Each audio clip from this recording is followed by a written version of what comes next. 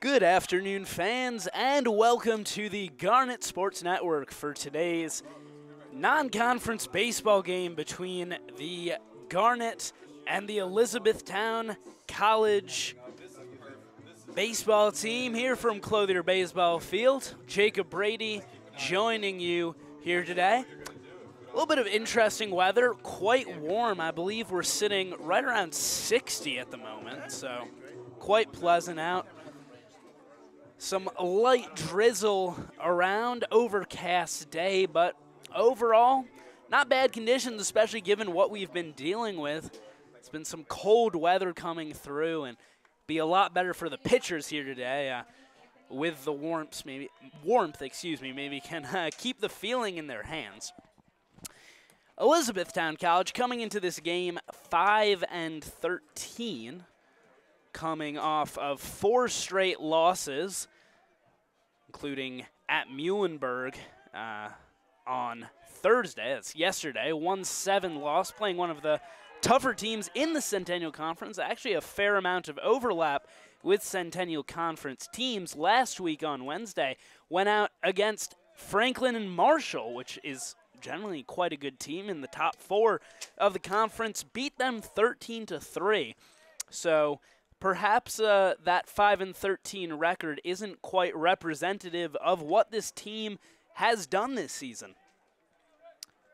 Anthony Knight, the leadoff hitter, he'll ground it to Seppi at second. Quick throw over to Cole Beaker at first for the first out of the day.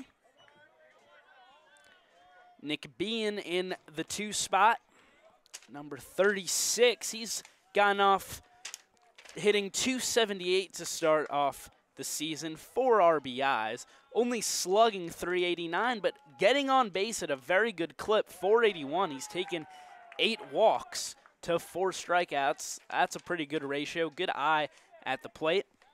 Take a look at the Garnet defense. Ricky Conti out on the mound for the Garnet. He's had a little bit of a rough start to the season after being named a third-team All-American last year.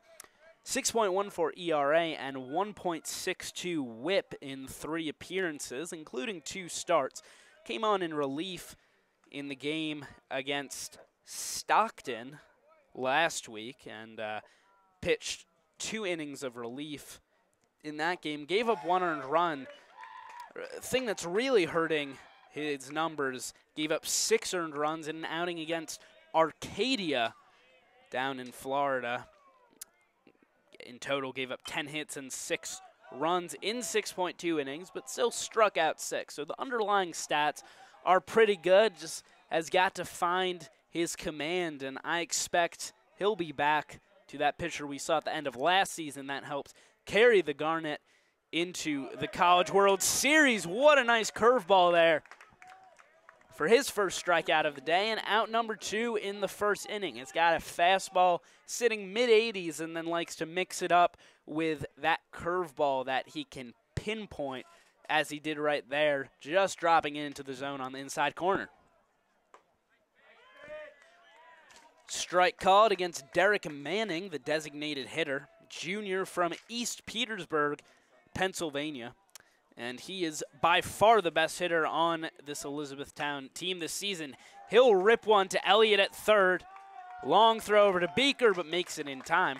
Saying that Derek Manning hitting .447 and slugging .830 with 4 home runs, so he will surely be dangerous when he comes back around, but Conti able to retire him. It's a quick 1-2-3 inning, and the Garnet will come up to bat when we come back.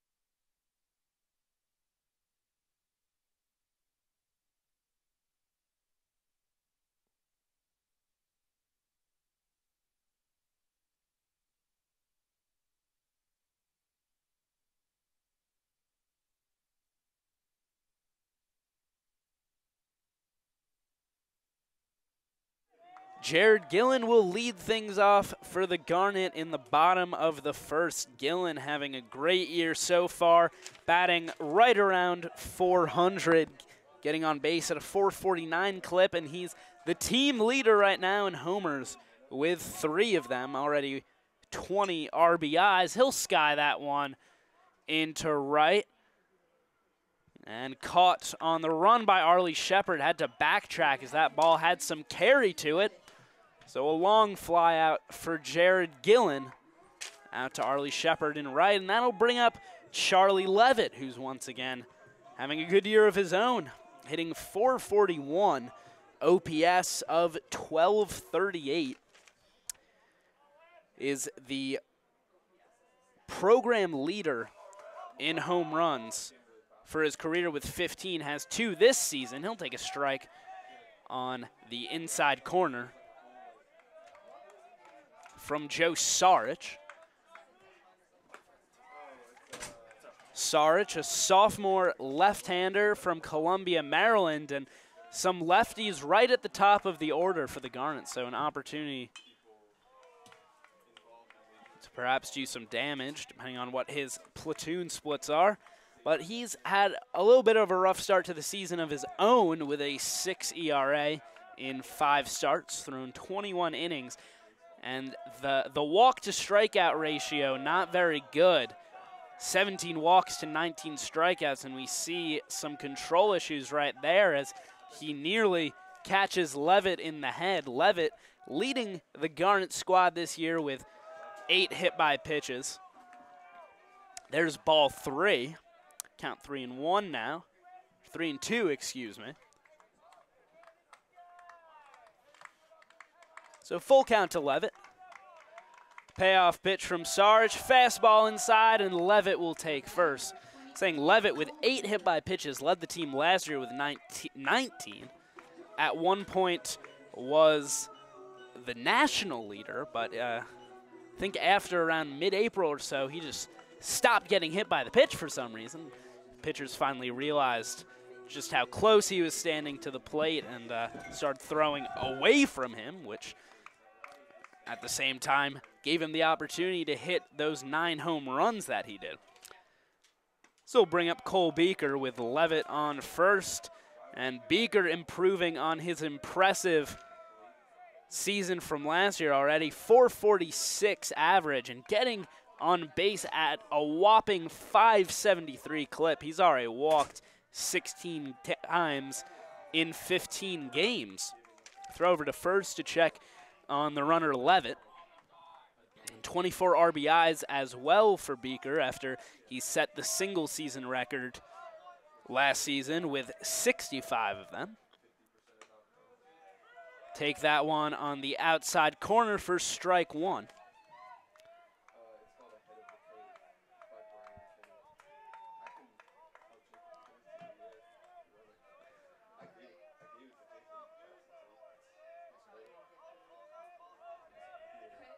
Beaker waiting for the 1-1 pitch.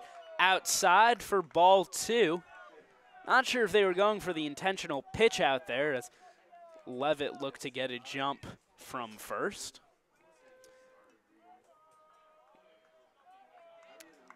Pretty conservative lead for him.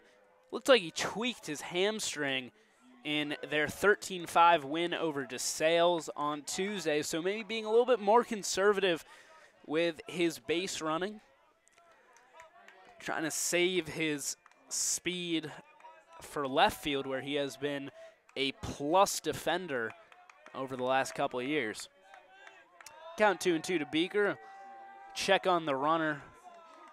Interesting pickoff move from Sarge. Doesn't actually really throw it over to first. Nick B in there. Instead, sort of lobs it up for him, giving Levitt plenty of time to get back to the bag. That's outside. Count will run full once again.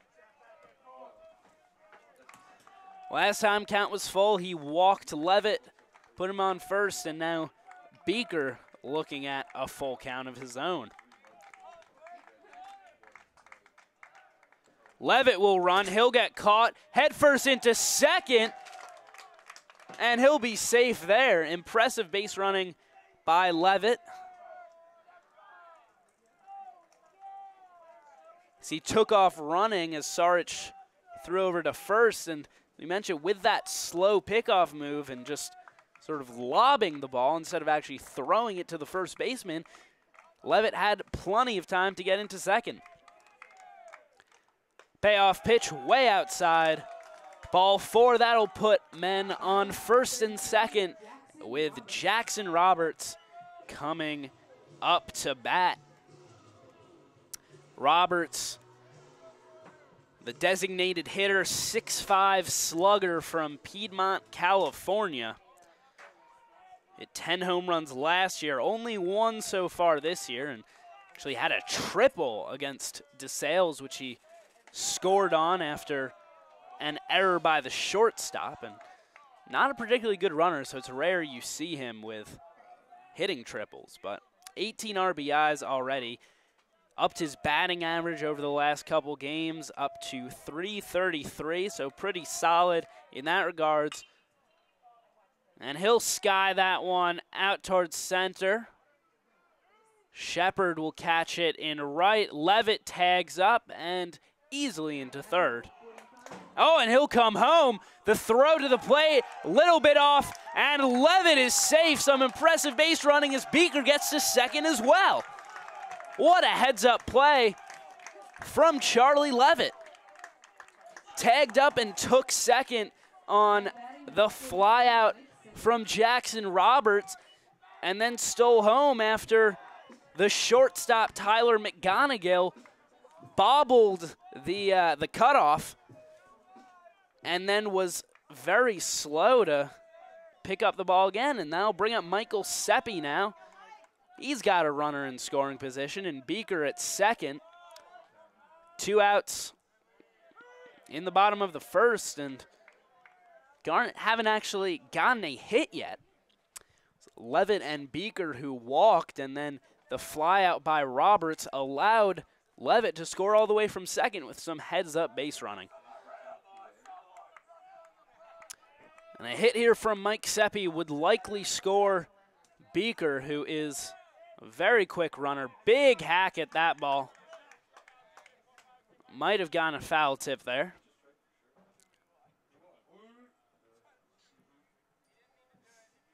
And Seppi now in the 0-2 hole against Saric as he looks to get out of trouble here in the bottom of the first. Conversation out by the mound between the home plate umpire and Saric. He's up to 15 pitches now.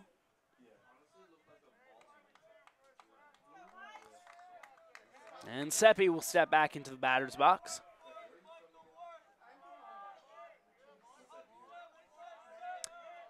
A lot of lefties in this lineup for the Garnet, and that'll hit him on the back. Saric just lost control of that curveball there and plunked Seppi. Seppi got hit by the pitch twice against DeSales on Tuesday. Give him 4 now for the season as Connor Elliott steps up to the plate. Big hole in the back of his pants. It's been there for about a week now. I talked to him on Tuesday night, and he said that he was planning on riding those pants out for the rest of the season. So we'll see just how big that hole might grow with potentially more than a month or a month and a half of baseball remaining for this Garnet team, currently ranked 7th in the nation. Sky that one foul out behind the visiting dugout.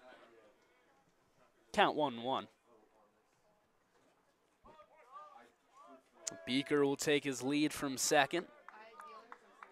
Sarge looking in for the signs, and he'll deliver right along the inside corner with the fastball. Good take by Elliott there. Would not have been able to make any sort of beneficial contact with that kind of a pitch. The delivery. Once again fouled back down towards the turf field down to our right. More of a defensive swing than anything there, as Sarch continuing to pound that inside corner against Elliott.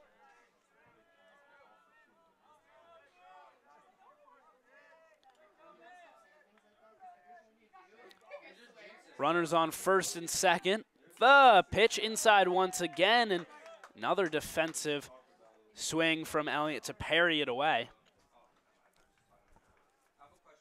Sarge just really giving him nothing here.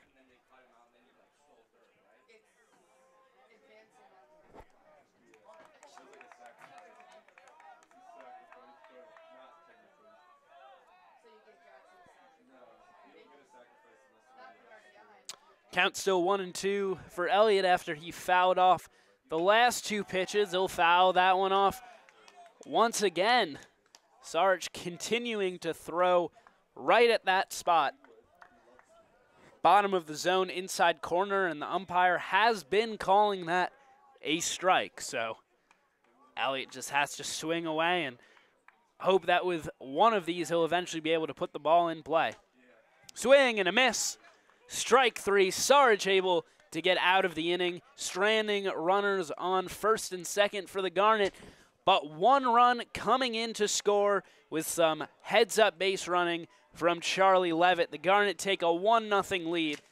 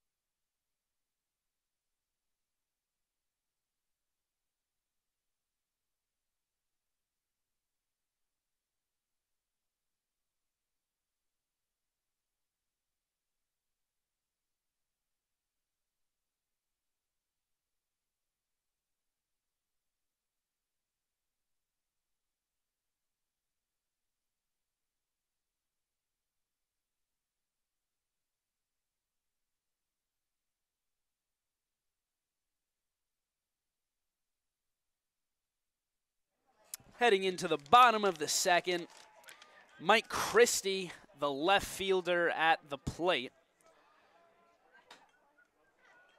Christie hitting .339 this season. No home runs yet, but already 4 triples and 3 doubles to go along with 14 RBIs, so he is pretty fleet of foot. Take a look around the defense for the Garnet. Mentioned Ricky Conti on the mound. Andrew Olson, his backstop today, as they'll give Sam Jacobson the rest. Oh, and that'll slip away from Mutz at second as it got past both him and Elliott. Now batting number 5. They'll score that as an error. So Christie will make his way to first after Elliott laid out for it, just knocked it down, and then Mutz couldn't grab the ball. Bring up Riley McGinley. .345 hitter, getting on base at a .371 clip and slugging .534. He's got a home run to his name this season. Now we'll get to the defense for the Garnet. Cole Beaker, the first baseman. Mike Seppi, sophomore from Long Island, manning second. Luke Mutz, a local kid and a freshman at shortstop, taking over from Cole Beaker, who is, from Cole Hebel, who is out with an injury. Connor Elliott at third, senior from North Carolina. Out in left field, Charlie Levitt, senior from Minneapolis. Jared Gillen, the junior, manning center. And then in right field, Holden Bridge, who was National Hitter of the Week just a couple weeks ago and still hitting well over 400 this season.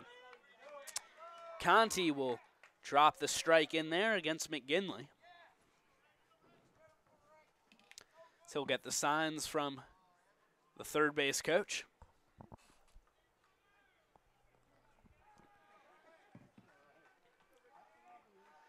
2-1 count to McGinley.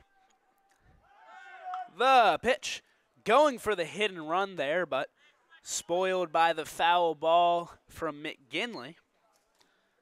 As Christie took off from first, he'll have to make his way back. He's got 3 stolen bases on 3 attempts this season, and they were going for the hit and run there. Count now 2-2 to McGinley.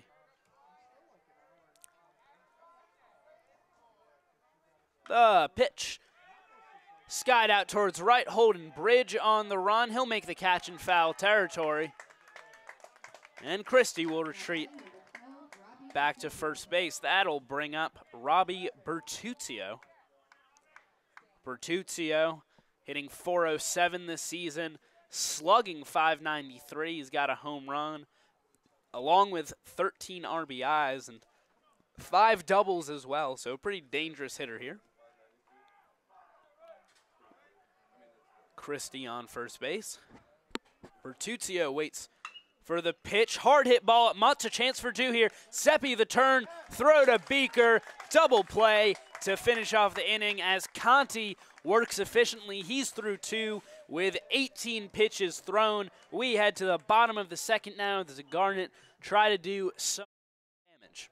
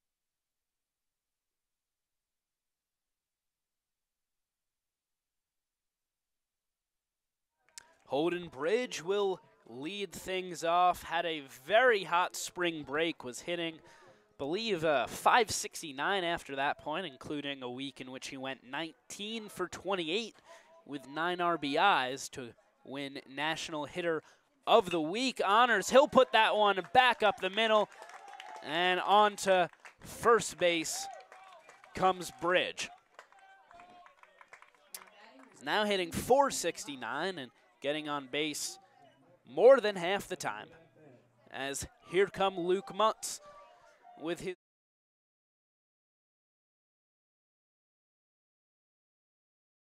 this is Matt from Renato's Have a Good At Bat, followed by the Mario theme on the panpipes, though we will not hear it for very much longer as the Garnet open up conference play this Saturday down in Chestertown, Maryland, when they take on Washington College in a doubleheader.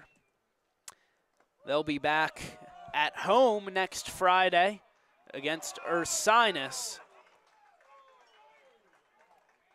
at which point Mutz will get his normal walk-up song back, and Bridge thrown out at first by the catcher Anthony Knight on the back pick.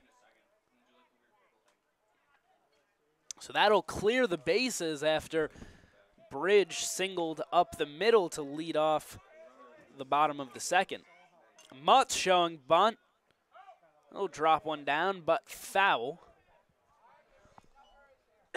He had about as perfect a bunt you can get against, I believe it was DeSales. on Tuesday, where it just sort of rolled right along the chalk on the third base side, and catcher was waiting, hoping that it would eventually go foul, and it just never did.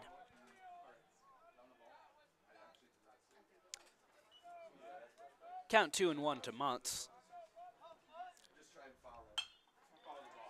Hard hit ball, but coming on is Mike Christie to make the catch in left.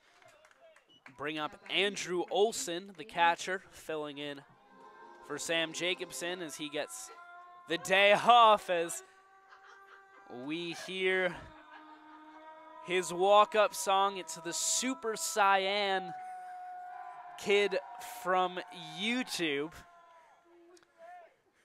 as the Garnet dugout continue to yell even after the music shuts off. I personally wasn't familiar with that video before hearing Olson's walk-up song, but I recommend for any of you that are also not familiar with it to look up Super Cyan Kid on YouTube. It is well worth the watch. Pitches inside for ball 2 to Olson.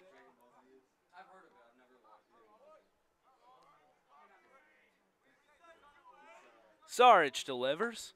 Swing and a miss. Olson asking the umpire if that pitch was high, and at least to me it looked like it was as he swung underneath. Count 2-2. High and away for ball 3, and the count will run full once again. Sarich up to 30 pitches now. And the payoff to Olson. Swing and a miss. Both times now that he's ended an inning with a strikeout. Garnet continue to lead 1-0. We head to the top of the third.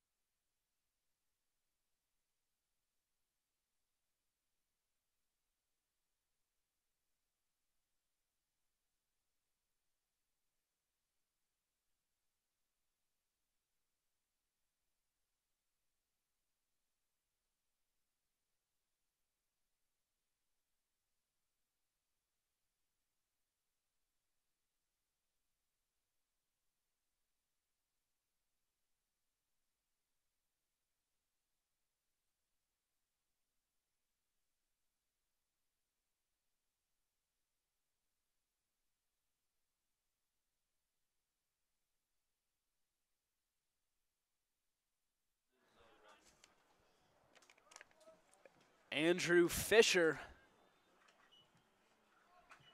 the batter for Elizabethtown. Ricky Conti has only allowed one man to reach base so far, but that was nullified with a double play to end the first inning as he drops the off-speed in there for strike 1. Against Fisher, hitting .263 to start off the season. Slugging .316. He'll put that back up the middle. Gillen on the run. Nice catch out in center. Now batting number 8, Arlie Shepard. Arlie Shepard, the right fielder, will make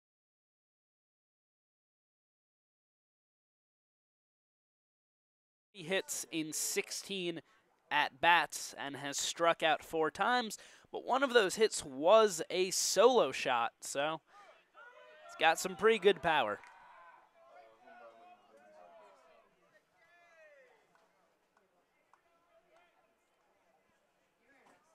Conti delivers. Inside, count goes to 1-1.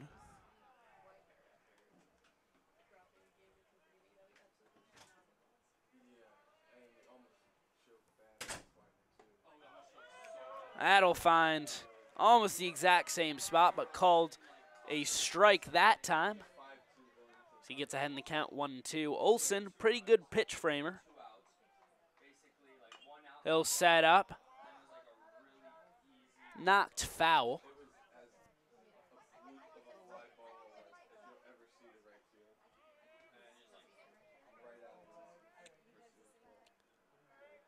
The pitch.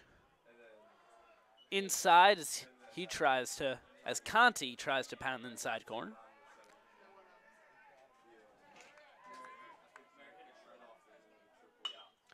Back up the middle, right at Seppi.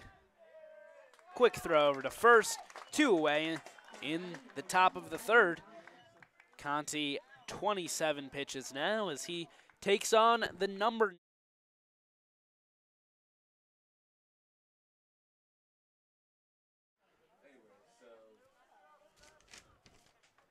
McGonigal, freshman third baseman. Right back up the middle to Conti. Mutz on the run, throw to first. Got the out, making up for his miscue last inning with a great heads-up defensive play as Conti knocks it down from the mound. Mutz came charging on. A little bit of an off-balance throw to Beaker, but with plenty of time to get the runner. Garnett drop them in order. In the top of the third, we head to the bottom of the third. Garnett up 1-0.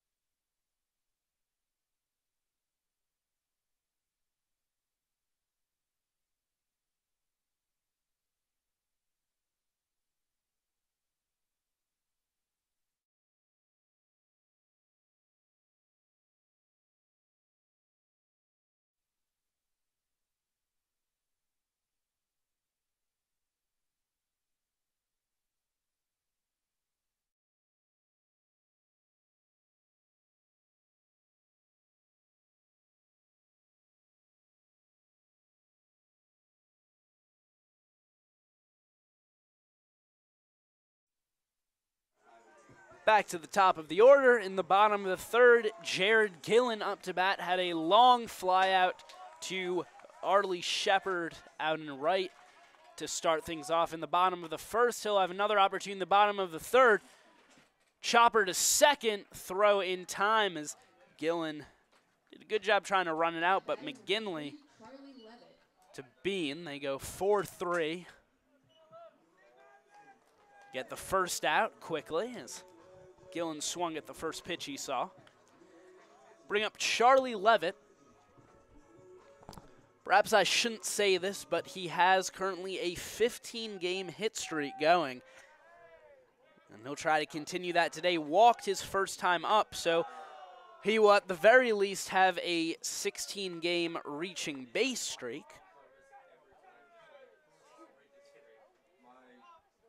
The pitch outside. Count 2-0.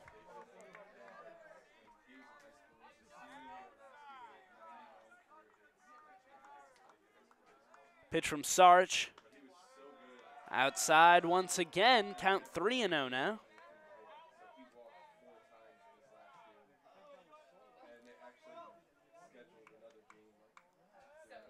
3-0 count. Outside again as Levitt will take first walks for the second time today. And Cole Beaker coming to the plate. It was Levitt who scored in the first with some heads-up base running after he took third on a Jackson Roberts fly out to center, and then for all intents and purposes stole home after the shortstop Tyler McGonigal sort of dropped the ball and then just didn't get back to it very quickly and gave Levitt time to reach home. Count 0-1 after foul ball Levitt back to first. Levitt also stole second in that time on the bases, so it's a good base running performance all in all. And he'll take off again. Throw down to second, dropped by McGonigal, but Levitt now with 2 steals.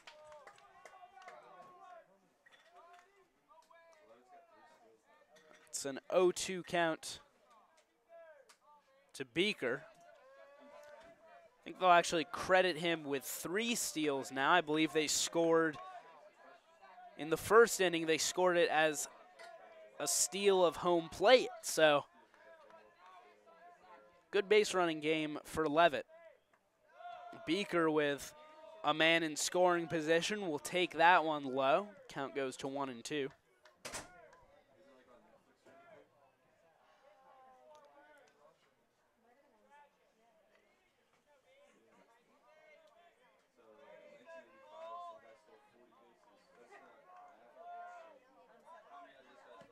One-two count. That'll be lined foul once again as Beaker reached for ball pretty well outside there.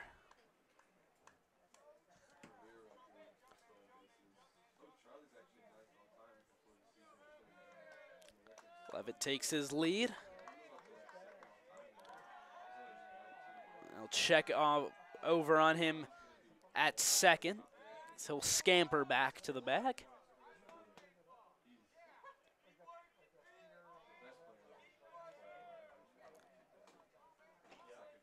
Pitch from Saric. Beaker will line that one out into left, caught there by Mike Christie, and Levitt, no opportunity to tag. Bring Jackson Roberts back around. Had the fly out in the first that ultimately led to Levitt scoring, though he's not credited with an RBI.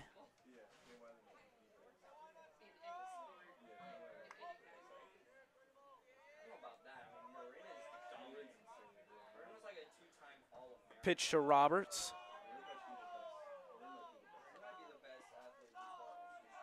Low for ball 1.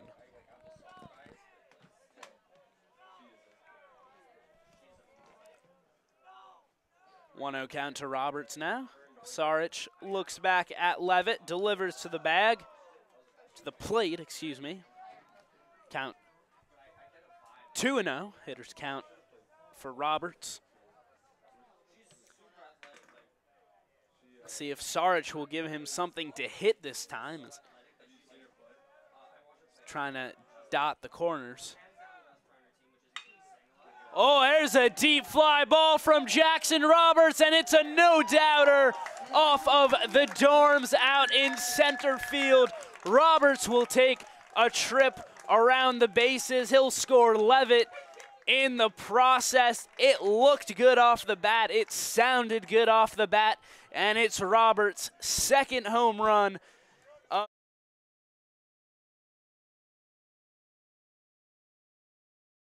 Will really get going.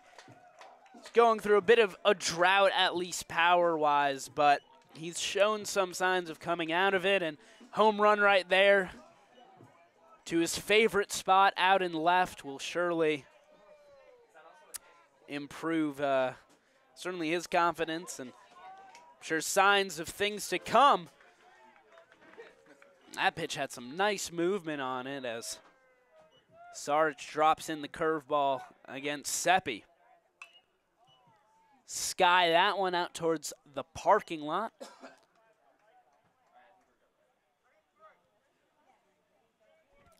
Saric has thrown 48 pitches now.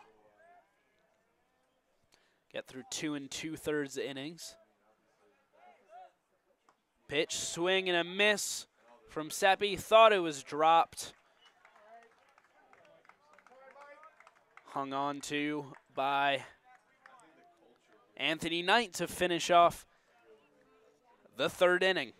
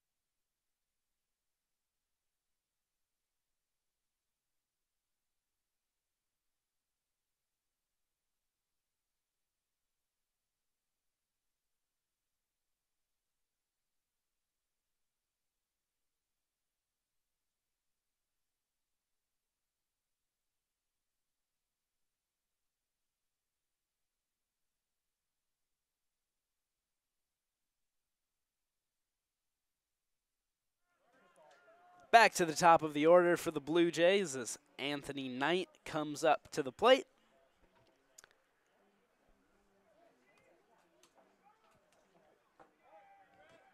Looking out at Conti, who has worked efficiently here today. So much break on that curveball. Started above the head of Knight, practically an ephus at that point. Back up the middle towards Seppi. Easy throw over to Beaker. Retire Knight on.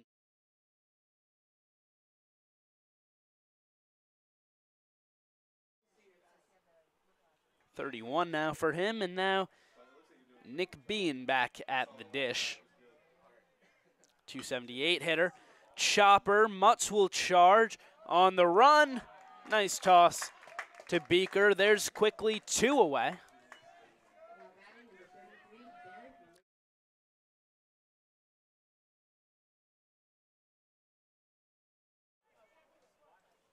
Now Derek Manning, as Conti has thrown 3 pitches in this inning and gotten 2 outs from it.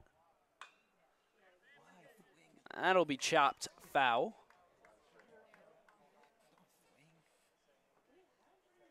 Against the designated hitter and the very dangerous hitter in Manning with 4 home runs and 6 doubles this year. A little inside for ball 1.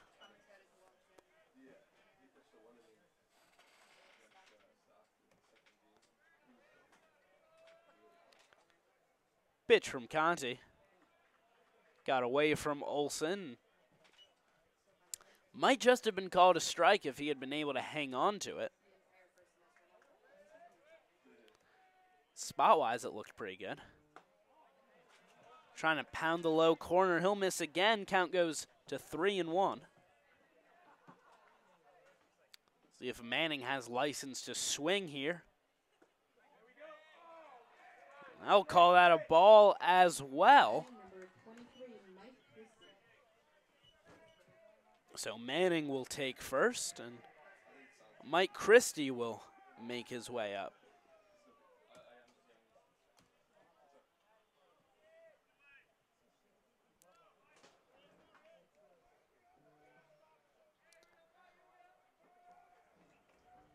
Two outs in the top of the 4th.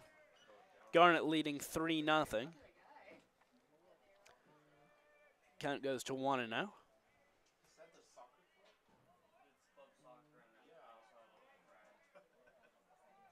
The pitch. Back up the middle. Gillen on the run and makes the catch out in center. Don't believe have the ability to quantify ultimate zone rating, or UZR, as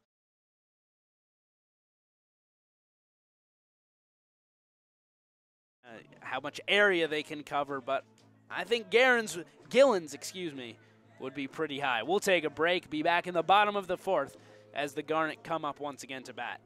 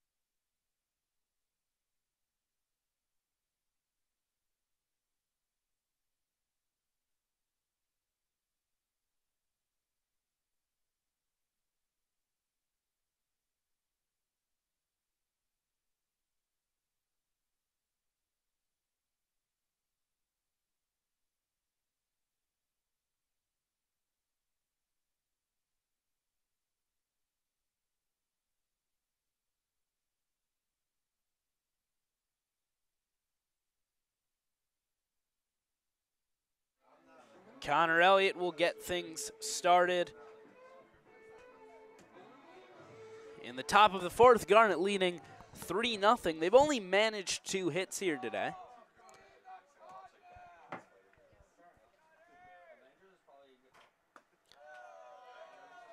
That pitch low inside for ball one. Umpire's been a little inconsistent today with how he's called those pitches. It's really gone either way. It's almost the exact same spot. That gets called for the strike.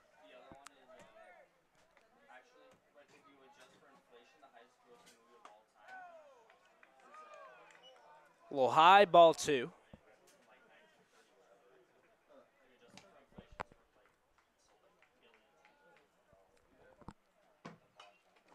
The pitch fouled back to the screen.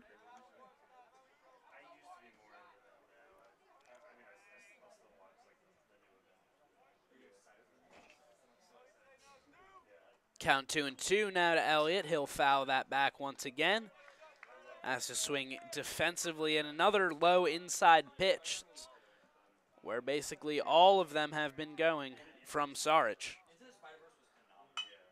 Put that one back up the middle. Long run for the second baseman, throwing against his momentum. Call him out. At first, a little bit of a delay there from the umpire on his call there, but was emphatic with the out call. Bring up Holton Bridge. Singled his first time up, right up the middle, but then was thrown out on the back pick by Anthony Knight. First pitch strike from Sarich.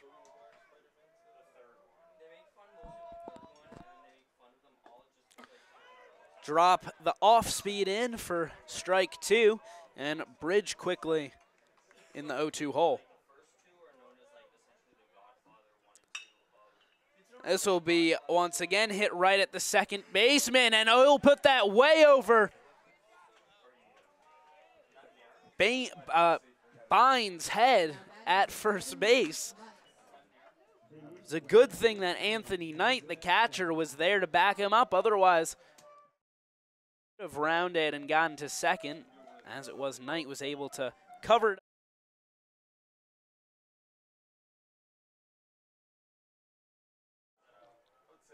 Luke Mutz will come up to the dish. See if Bridge is as aggressive as he was last time he was on first base after having gotten thrown out.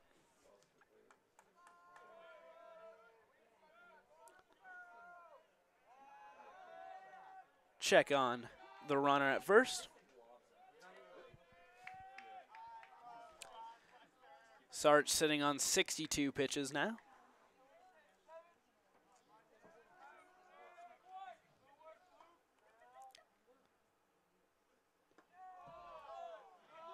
Mutz will watch it low. Good block by Manning. Excuse me, by Knight. Count 1-1.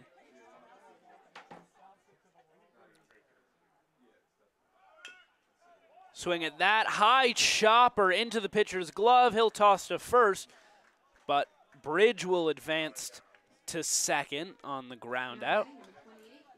And Andrew Olson will come up to bat with a runner in scoring position as he gets amped up by his walk-up music.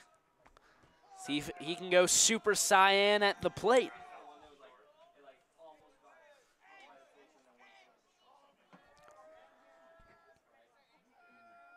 Pitch to Olson. He'll sky that one way up. Shortstop coming underneath and right into the glove of McGonigal to finish off the fourth inning. They'll strand Bridge at second base, but the Garnets still up 3-0. We head to the fifth with Conti still cruising.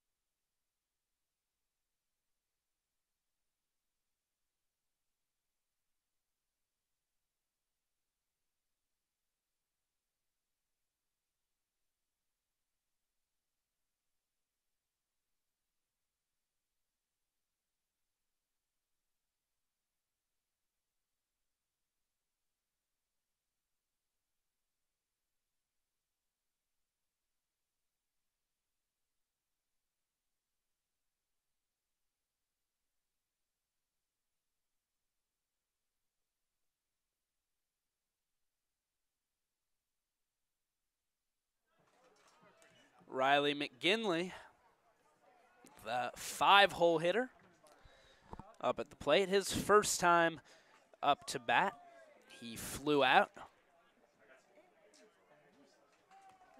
And he'll lead things off in the 4th as Ricky Conti has worked effectively. He's got a no-hitter going into the 5th and only on 38 pitches, 39 now. So very good outing for him. That'll be smacked out towards left. Levitt on the run, cleanly into his glove. Clearly that hamstring pull or whatever it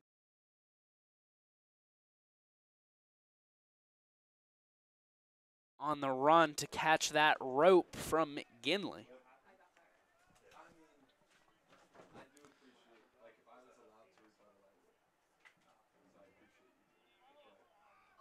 Conti delivers right along the inside corner for strike 1.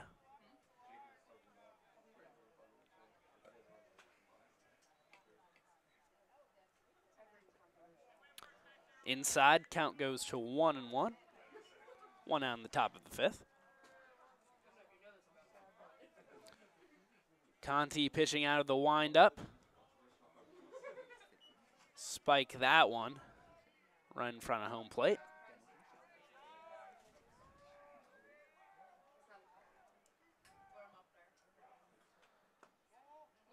That's inside right near the knees of Bertuccio.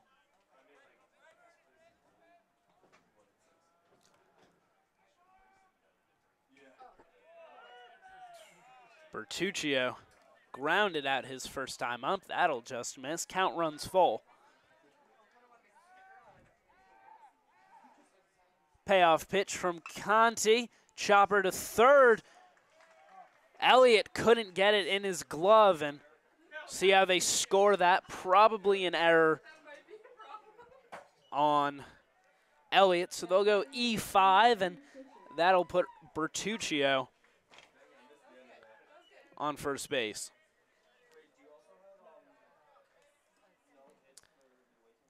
So 3 batters have reached for Elizabethtown. 1 has walked and 2 have reached off of errors. 1 by the shortstop, 1 by the third baseman. So the left side of the infield has been a little weak for the Garnet today. Time granted to Fisher.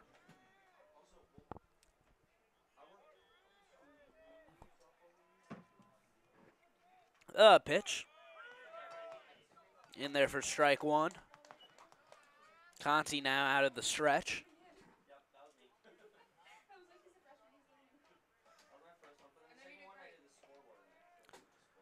Chooses pitch. Didn't like the first 2.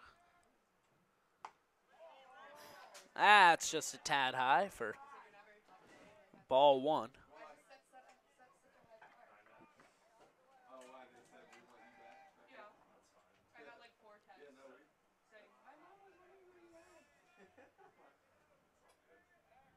Conti checks over on Bertuccio, standing on the first base bag.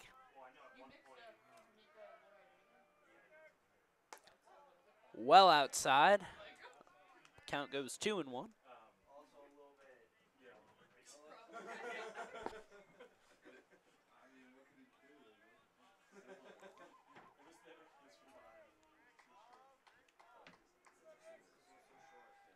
Throw over to first. Bertuccio back in time.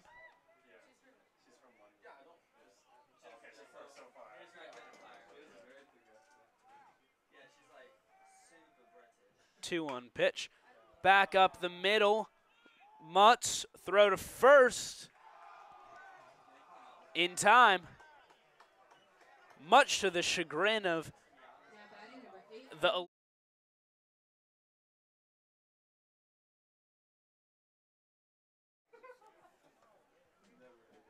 Robbie Bertuccio will advance to second, to a runner in scoring position now for Arlie Shepard, who has only 3 hits this season, but one of them a home run. So a chance to cut into the deficit here. Conti sitting on 50 pitches now.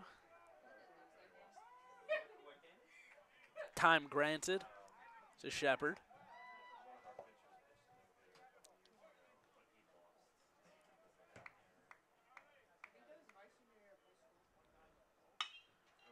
Hard hit ball, Levitt going back, it's over his head. Bertuccio will come in to score. One past the cutoff man, but Now batting number 1, Tyler Shepard safely into second, standing up, so 1 run coming in, the deficit to 2 for the Blue Jays, and the tying run at the plate. Ball just barely went over the head, and the outstretched glove of Charlie Levitt nearly made a spectacular catch out in left as he went full extension for it. So that'll end Conti's bid at a no-hitter with 2 outs in the 5th inning.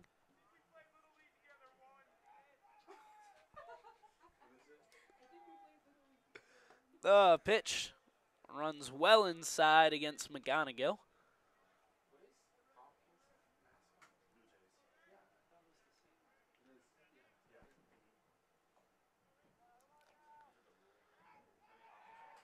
Check on the runner. Safely back to the bag.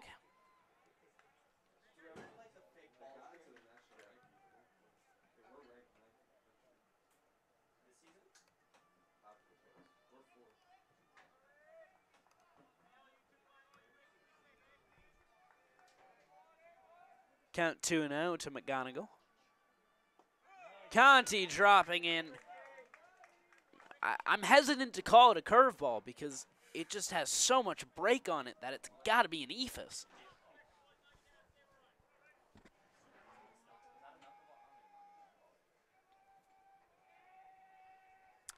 Count 2-1. That'll be fouled back over the screen. Count 2-2 now, with 2 outs in the top of the 5th, 1 run having come in. But it'll be unearned to Conti due to the error by Elliott. Conti delivers back up the middle. Pitcher fields a little bit high, but Beaker grabs it, keeps his foot down to finish off the 5th inning. Garnet leads 3-1. We head to the bottom of the 5th. You're watching Swarthmore Baseball Sports Network.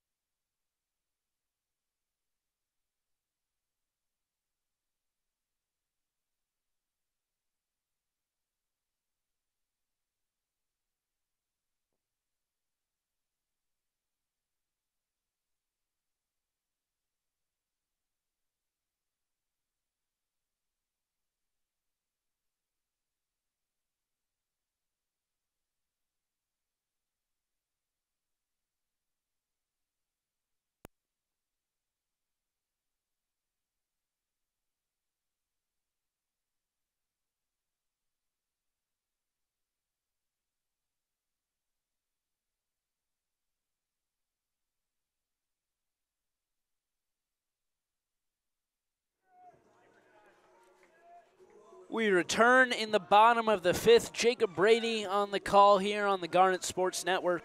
And it's Jared Gillen up at the plate for the 3rd time today, the leadoff hitter.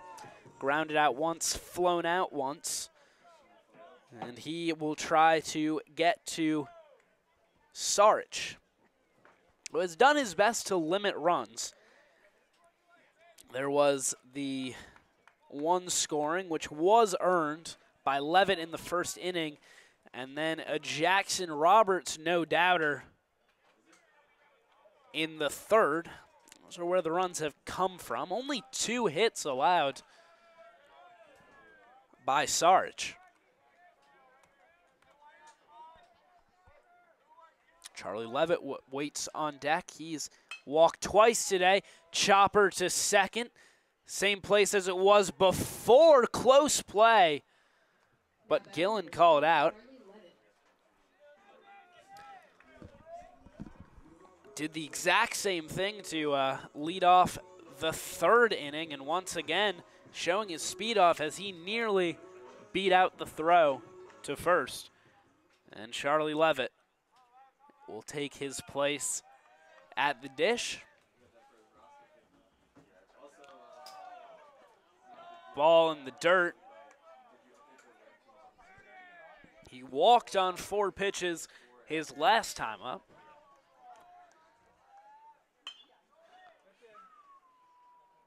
Oh, what a catch by Mike Christie out in left field to take a hit away from Levitt there.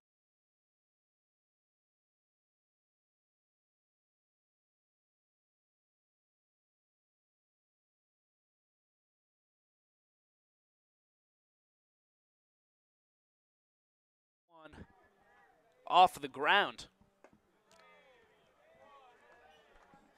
Breaking ball low for ball 1 to Cole Beaker. Walked once and grounded out once.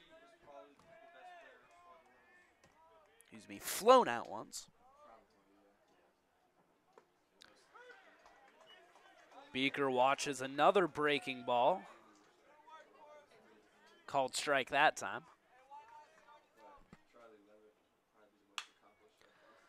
That'll go right to the second baseman once again. He's had a pretty easy day, but quick throw over to first to retire the side.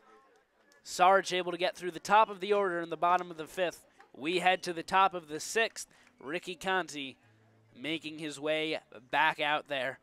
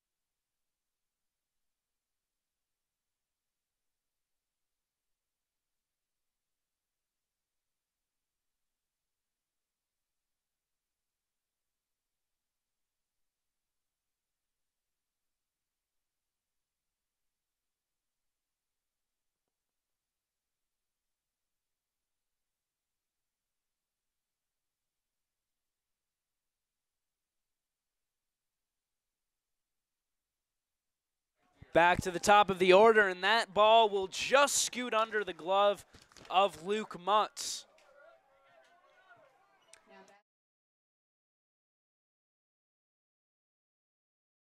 Some nice plays from short, but has also had a couple of misplays as that ball scoots under his glove. Also was charged with an error in the 1st inning.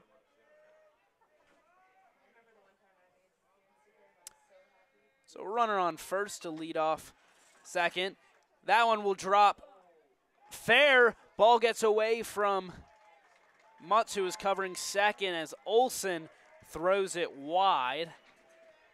They had a chance to turn 2 after Nick Bine laid down a very nice bunt.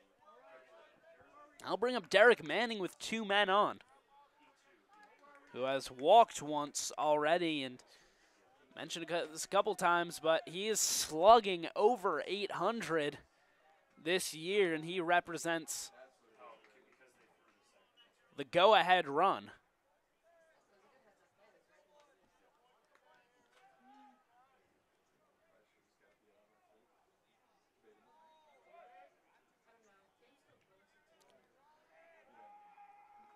Conti sitting on 59 pitches. That'll go sky high. Bridge coming in. Thought about tagging up there, did Anthony Knight, but not with the kind of arm that Bridge has. He delivered a strike to Muntz.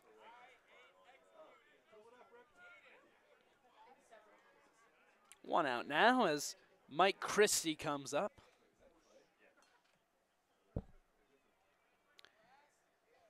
Flown out and reached today. He's got 2 men on now with 1 out in the top of the 6th.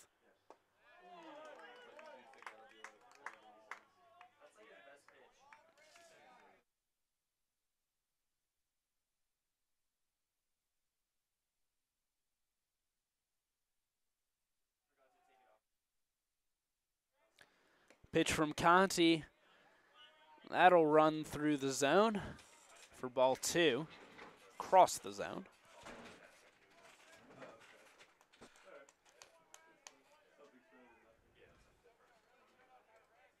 Count 1-1. That'll be slapped along the third base line. 2 runners may score here. Only 1 will, but just past the outstretched glove of Connor Elliott, trickled all the way into the corner. So 1 run coming in. And the tying run only 90 feet away from home now. And Riley McGinley, the batter. So Elizabethtown trying to rally here in the top of the 6th.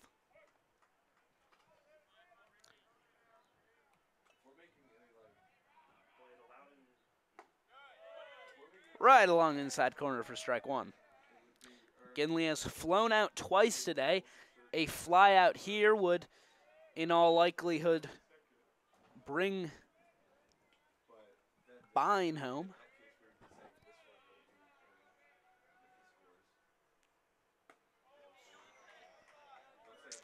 Run across the zone again for ball 1.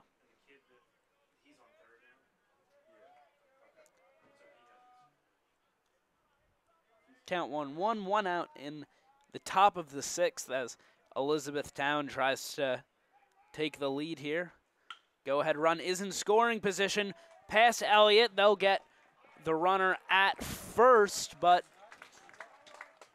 Bine will come in to score, and we have a tie game.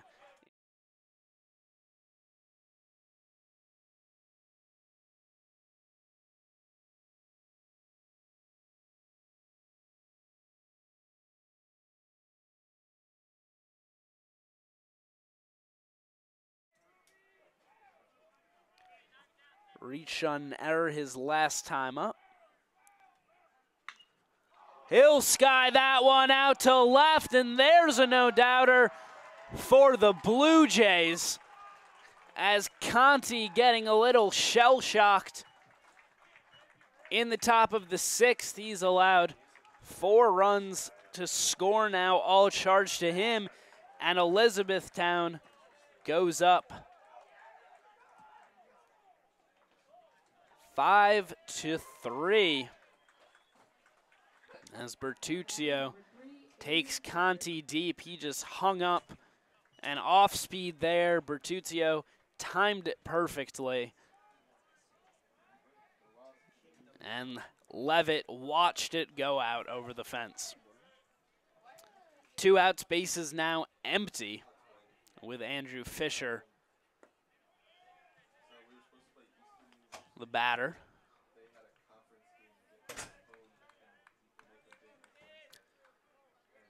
Conti deals. Was his 69th pitch of his outing. Miss low with it for ball 2. Smack to Seppi. That'll be the 3rd out.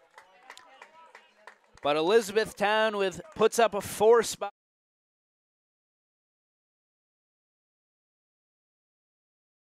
You're watching Garnet Baseball.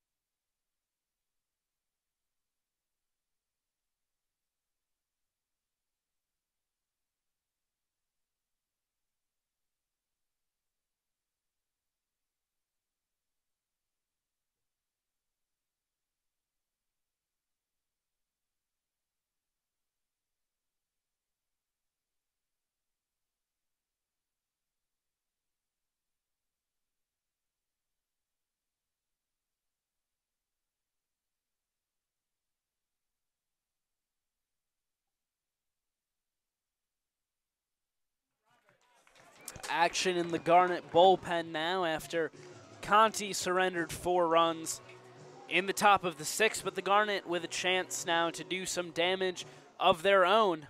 They trail 5-3. It's a rare spot for them, have not lost,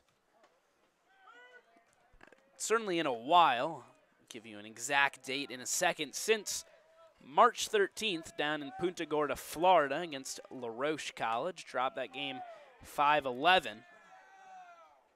They're on a 3-game streak of scoring more than 10 runs and have one of the hottest offenses in the country. So I doubt this game will end with a 5-3 score. Jackson Roberts, who homered his last time up,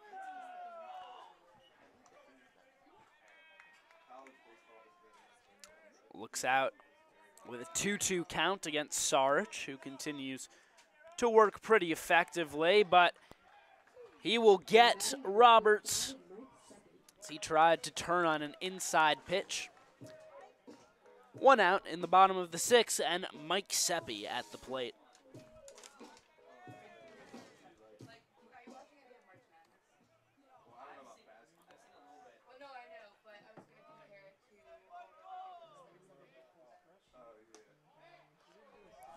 That will brush the jersey of Seppi. I thought I saw a fabric move.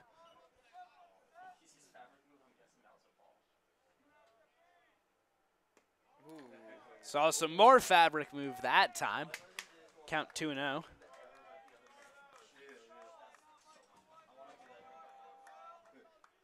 The pitch right up the middle, finding the 4-6 hole. And a runner on for Connor Elliott. Now batting, number 2.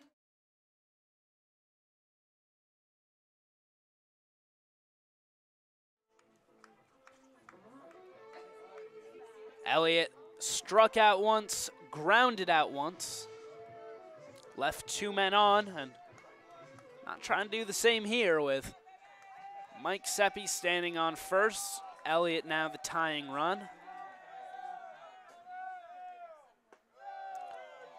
That'll be in there for strike 1.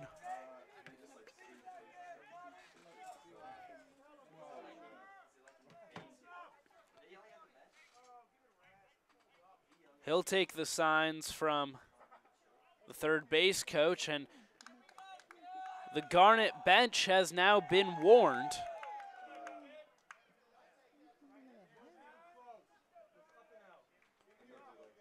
Warning actually may have been specifically on Matt Midkiff. I believe he said something about the call there on that pitch from Sarich that was called a strike by the home plate umpire.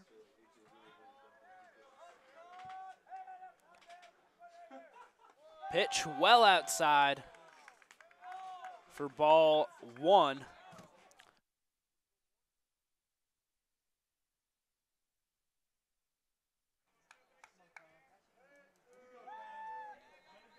A warning indeed on Mitty, who got his 200th career win as a manager in the game over DeSales on Tuesday. And what a turnaround for this Garnet team under his command. Made a run to the final 6 team, to be amongst the final 6 teams in the nation last year. And they are ranked 4th right now in the country and look like they are in position to perhaps be hosting some NCAA tournament games. They've changed up the format from last year. Last year they did 8 regionals, which varied from, I think, 6 to 10 teams as Elliott strikes out looking. And Holden Bridge steps up. Yeah, it was, believe, 8 regionals last year, and the winners of each of those regionals advanced to compete in the World Series. This year they've changed it to more or less match the format of the Division I system, which is you have 16 regionals, followed by 8 super regionals.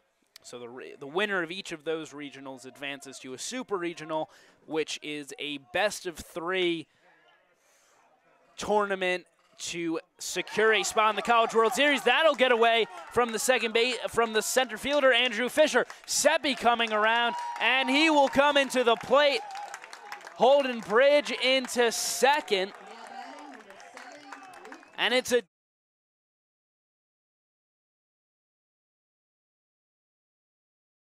tying run now on the bases, and the go-ahead run at the plate in the form of Luke Muntz.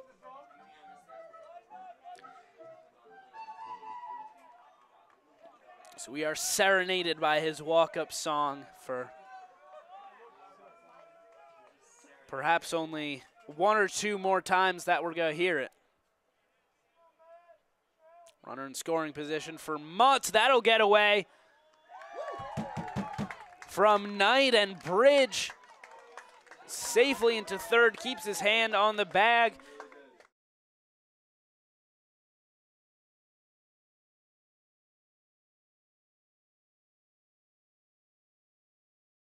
The pitch initially.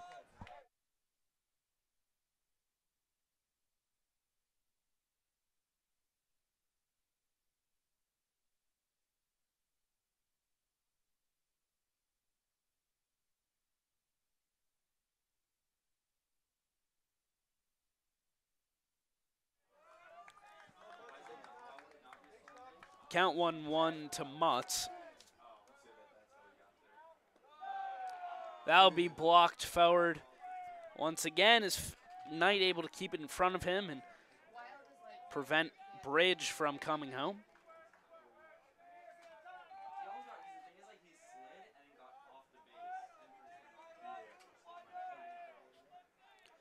The pitch. Back up the middle. What a play by the shortstop, McGonigal. Snow-coned it. Garnett able to.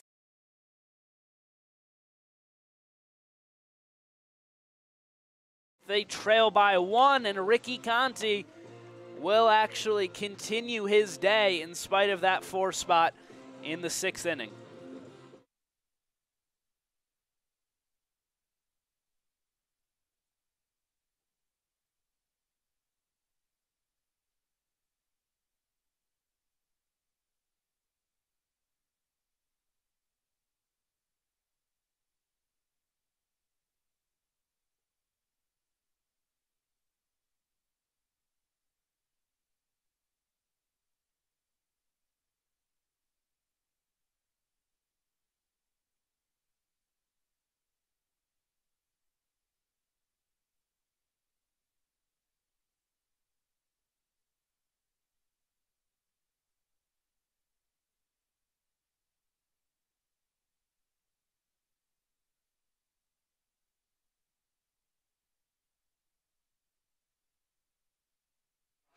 Conti's day will continue. He's thrown 70 pitches so far, and he'll have Arlie Shepard facing off against him.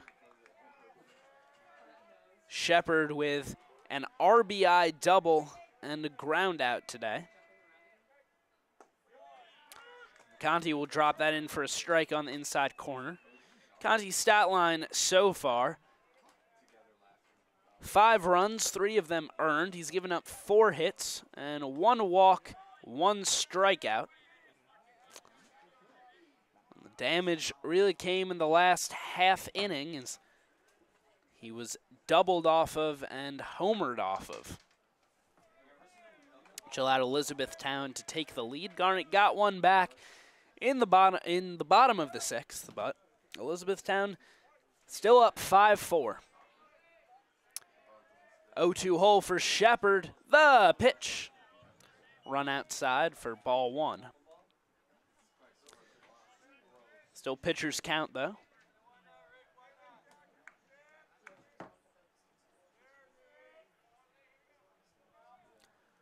Conti delivers. That's low. Count will run even, 2-2.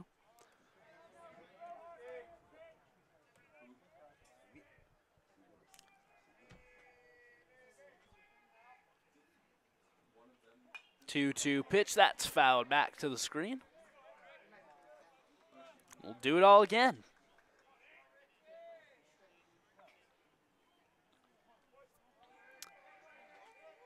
From the windup. Just missing there inside.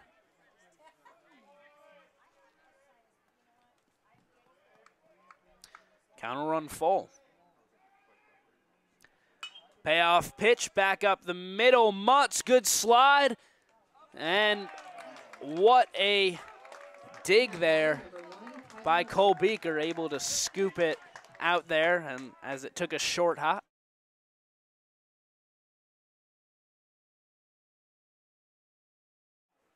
Cole Beaker, one of the better defensive first basemen in the Centennial Conference, and quite possibly the best offensive first baseman. There's a fly ball out to left. See you later.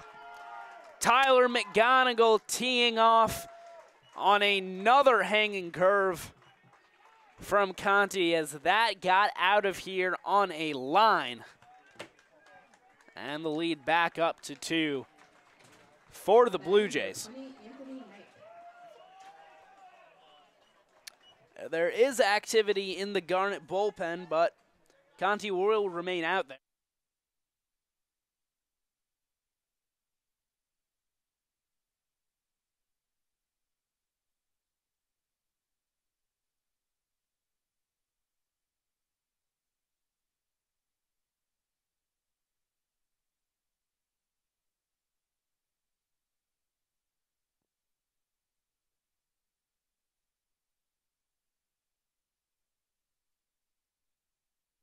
Zach Gonzalez warming up in the Garnet bullpen. That'll slip past Elliott. Down into the corner. Levitt misplayed it. And it'll be a stand-up double Now batting number 36, Nick Bine. for Anthony Knight as the Blue Jays bats continuing to get to Ricky Conti. Started in the 6th and a solo shot and now a double to put another runner in scoring position against Conti. And here comes the pitching change as Matt Midkiff makes his way out to the mound. Believe it'll be Zach Gonzalez, the Submariner, who will replace him. Conference on the mound. See what they have to say. And he will ask for the game ball. That'll end Conti's day. And it will be Gonzalez making his way out. We'll take a short break.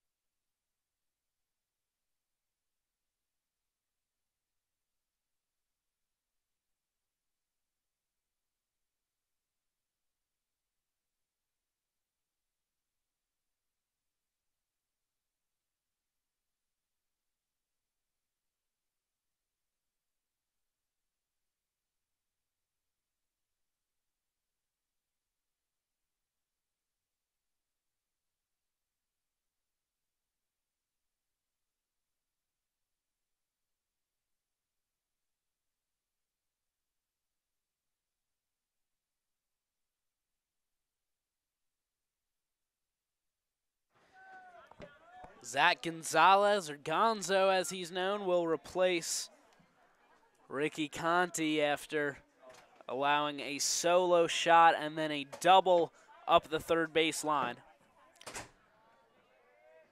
Submarine pitcher, very effective as a reliever last season. He'll drop that in for a strike against Nick Bine.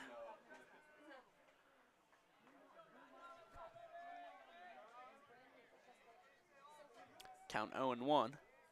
Runner on second is Anthony Knight. Nearly got away from Olsen there.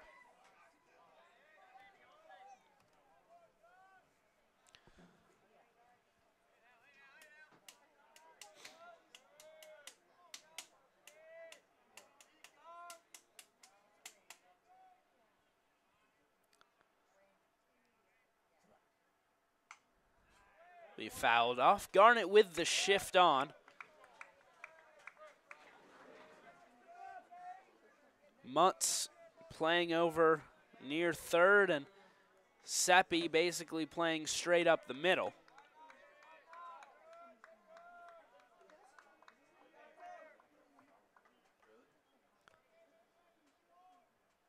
Count 1-2. Oh, that hung up, but it'll drop for Levitt. Looked pretty good off the bat, but it ends up just being a long out to Charlie Levitt out in left field. And Derek Manning is back up. Quiet day for him. A walk, a ground out, and a fly out from the guy who came into the day projecting as the most dangerous hitter for the Blue Jays. He'll knock that one off foul.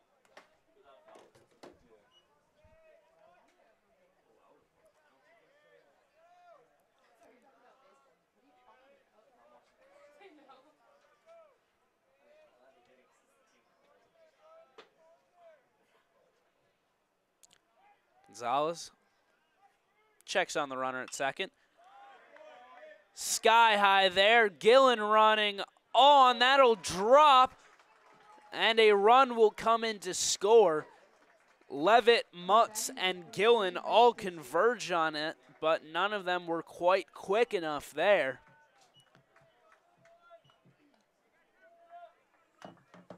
It's Manning able to drop in a single. 2 outs in the top of the 7th, and Elizabethtown now up 7-4. Drew McMahon now warming up as well in the Garnet bullpen, stretching at least. Christie fouls it back. 0-1 count.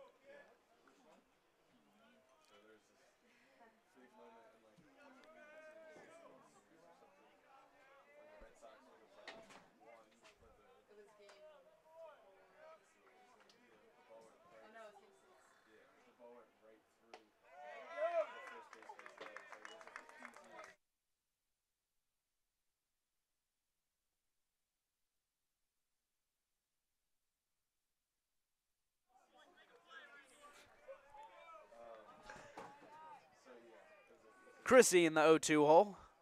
The pitch. Call that maybe low. Crowd unhappy with that call. Count goes to 1-2. Derek Manning, the runner on first. The pitch. Skied up out towards left. Levitt coming underneath and safely into his glove to get the final out of the 7th. However, Elizabethtown, another rally. They go up 7-4 as we will stretch our legs out.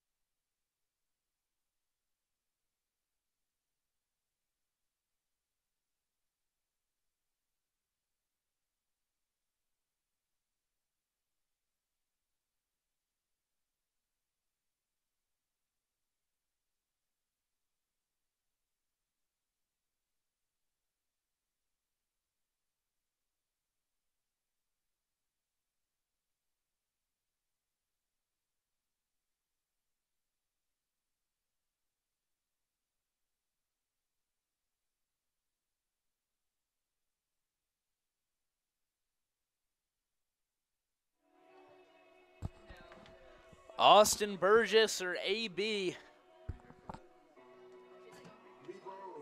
the pinch hitter for the Garnet.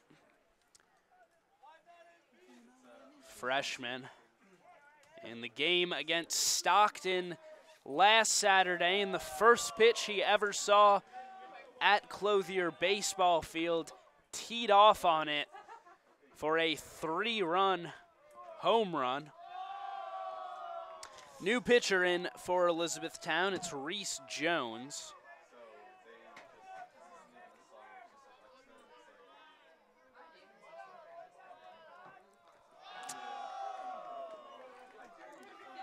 And he will miss with the 3rd straight pitch.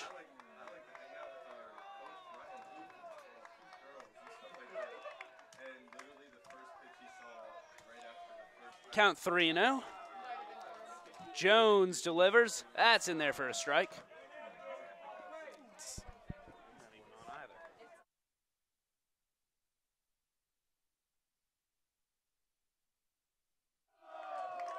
Pitch will miss well high, and Burgess will make his way to first base. Jared Gillen coming back around.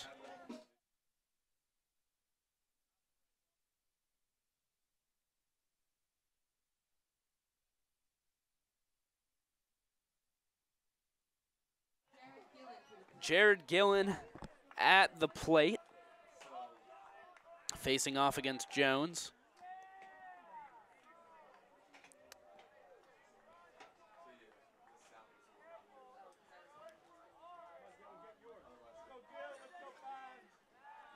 Gillen has not reached base yet today.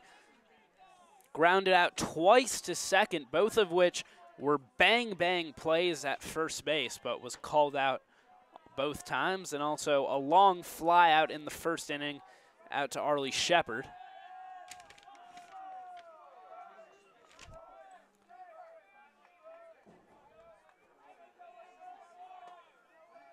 Take a look at the stats for Jones. He's pitched his way to a 5.87 ERA, normally a starter. He's thrown just over 15 innings, but he's walked 5, struck out 6,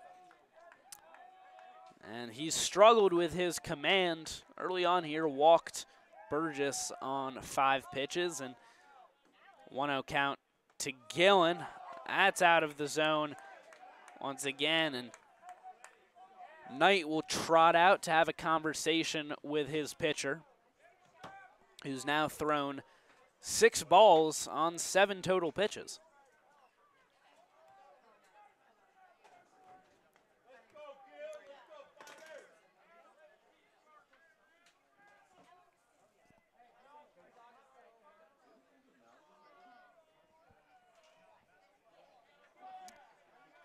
Two-0 count to Gillen. Jones out of the stretch.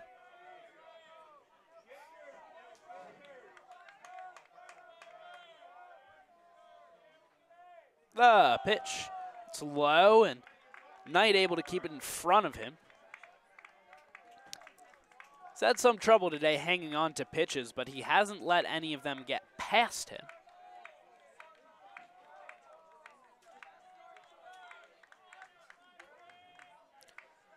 Three-0 count now to Gillen.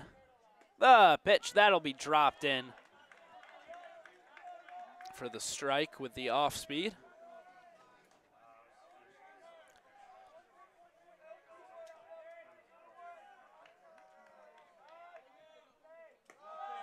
That's low. 2 straight walks on 5 pitches each to start things off in the bottom of the 7th, excuse me. And the tying run at the plate in the form of Charlie Levitt. Walked twice today. Flown out once. Long fly out at that, and stolen 3 bases. Maybe getting another pitching change here.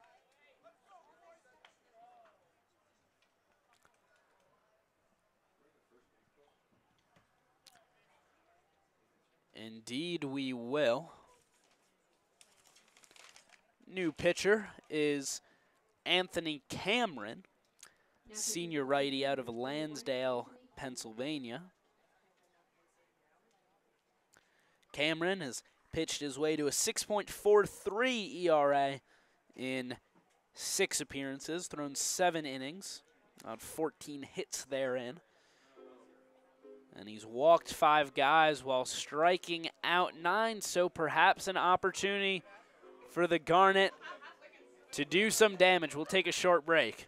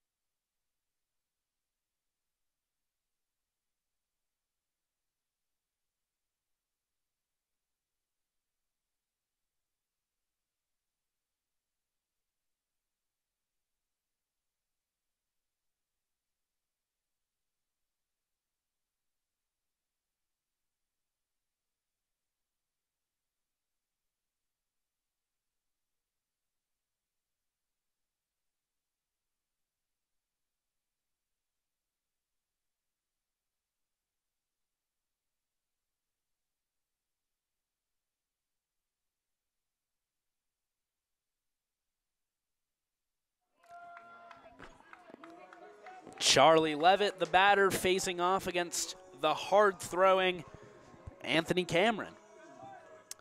2 men on for him, no outs, bottom of the 7th. Garnet currently facing a 3-run deficit after the Blue Jays put up a 4 spot in the top of the 6th and then added on another 2 runs off of Ricky Conti in the top of the 7th.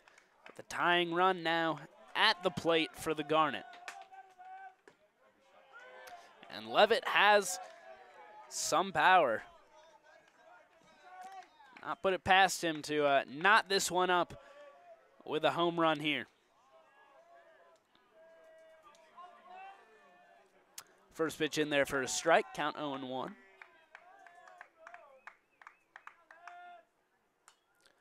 He'll foul that one back to the screen, and Cameron quickly ahead, 0-2.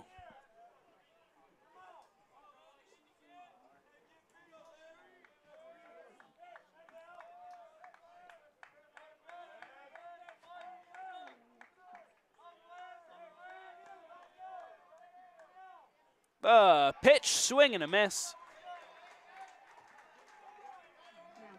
Levitt will go down on 3 pitches. Cole Beaker will come up to the dish.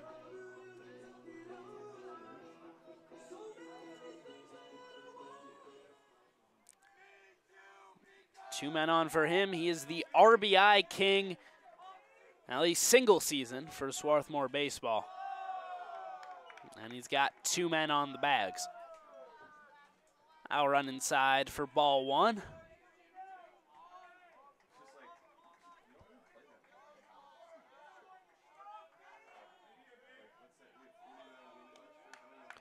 The pitch. He'll watch that low for ball 2. Jones struggled with his command as he walked 2 batters before coming out of the game, and now Cameron behind in the count 2-0 against Beaker. He will sky this one back towards left, and backing up for it is left fielder. Austin Burgess will come into third, and Gillen able to tag up as well to come into second, so the runners advance on the long fly out by Beaker. And here's Jackson Roberts hit a 2-run shot in the bottom of the third.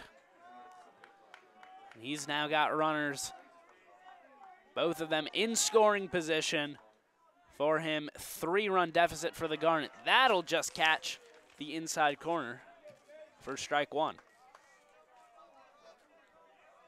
Mike Seppi will follow if Roberts is able to reach base.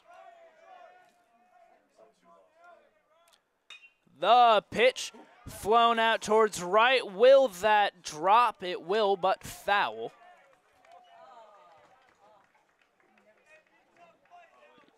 So just a long strike for Roberts.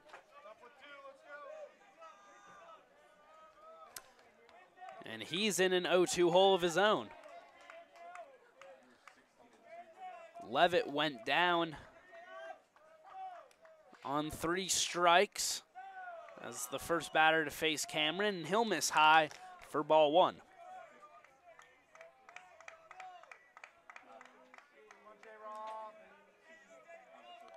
Roberts has also flown out and struck out today. Check swing. Count goes 2-2. 2 balls, 2 strikes, 2 outs. Bottom of the 7th, 2 men on. A lot of 2s.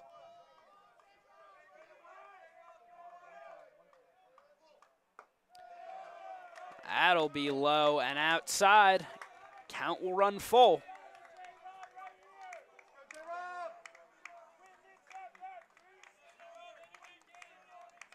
See if Cameron gives him something to hit here, or would prefer to face Seppi than give Roberts the chance to tie the game with a swing of the bat. He will leave it low, and that'll load up the bases for Seppi.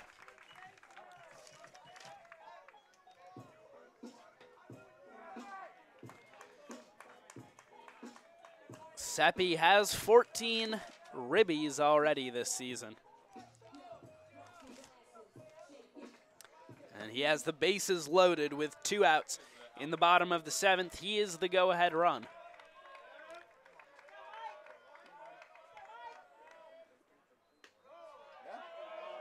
That looked outside, but umpire will call that a strike.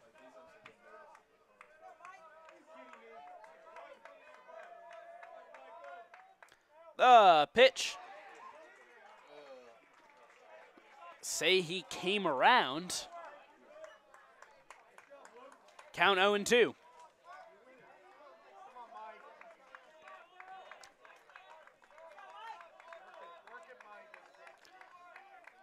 Oh, 2 count. They'll go at the crack of the bat. Swing and a miss. Cameron able to get out of trouble as he inherited 2 runners, then loaded the bases, but Mike Seppi strikes out swinging. That's 3 strikeouts for Cameron to put them down in the bottom of the 7th. Zach Gonzalez going back to work on the mound. It's a 3-run deficit for the Garnet.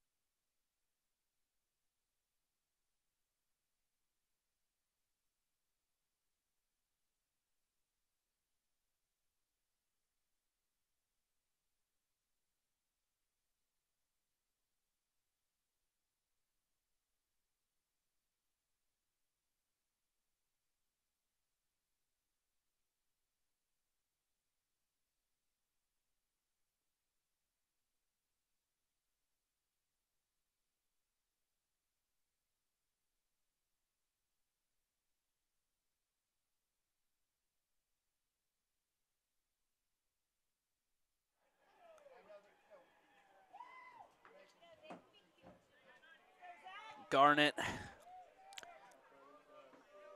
pull the double switch, and Sam Jacobson now the backstop for Gonzalez. He drops his first pitch in for strike one. After Austin Burgess came up to bat last inning, he walked, made it around to third, but neither Mike Seppi nor Jackson Roberts were able to bring him home. Riley McGinley, the batter. The pitch, that's socked out to left. Levitt on the run, makes the catch. Gonzalez has given up some hard-hit balls to the Blue Jays, but his outfielders have stood steady so far.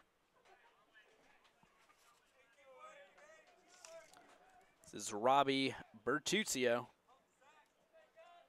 the batter.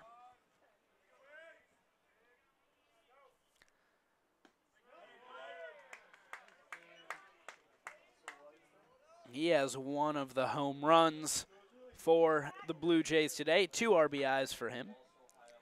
So reached on an error and grounded into a double play. Call that outside, perhaps, for ball one, excuse me. Count 1-1 now. The pitch. Another hard hit ball. Gillen running on. Makes the catch on the run. Now batting number 3, Andrew Fisher. And Andrew Fisher will come up. Not reached in 3 at-bats today.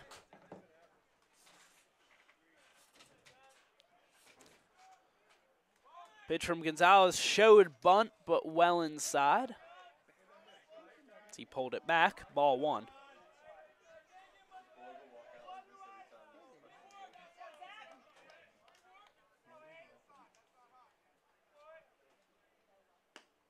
He'll leave that one outside for ball 2.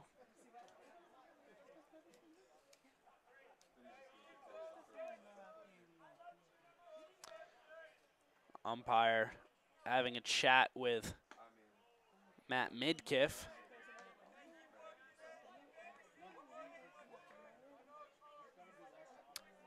Count 3-0, 2 outs in the top of the 8th.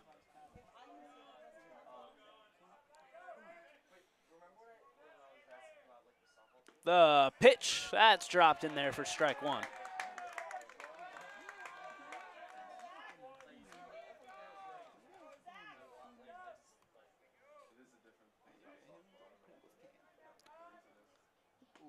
That's delivered, just kissing the inside corner. Gonzo able to get the count full, 3-2.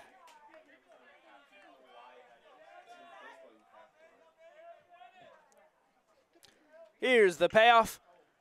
On the ground to Seppi at second. They'll go 4-3. Finish off the top of the 8th. The Garnet with 2 more opportunities at the plate to make up this 3-run deficit.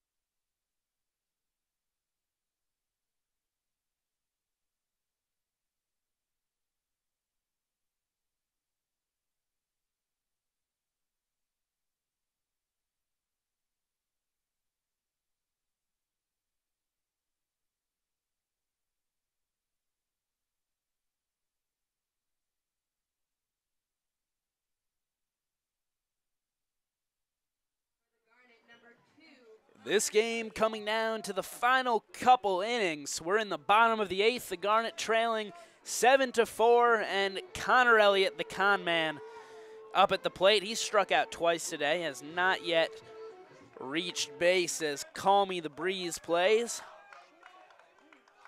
And Anthony Cameron back out again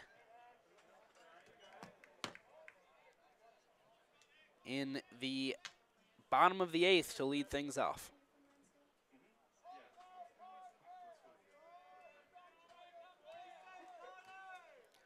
The pitch. That's high for ball 1.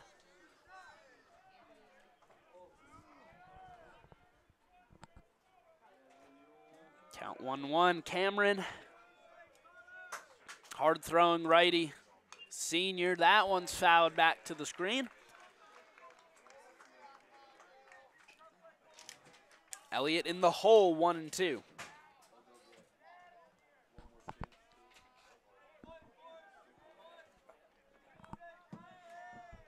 The pitch, that's low. For ball 2, count even.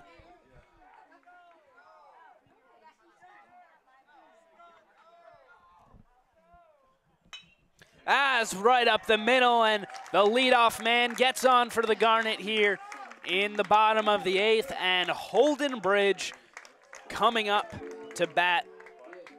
2 for 3 today with an RBI. An RBI double in the 6th inning. Allowed the 4th run to score for the Garnet. He's got a man on first now that he'll try to move over. Pitch, throw over to first.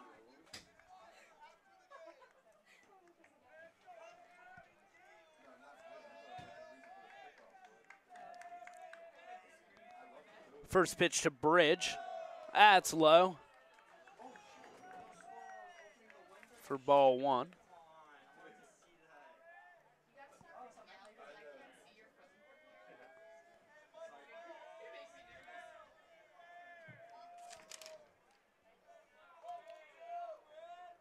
One-0 pitch from Cameron. Run across the zone. Ball 2 down and away.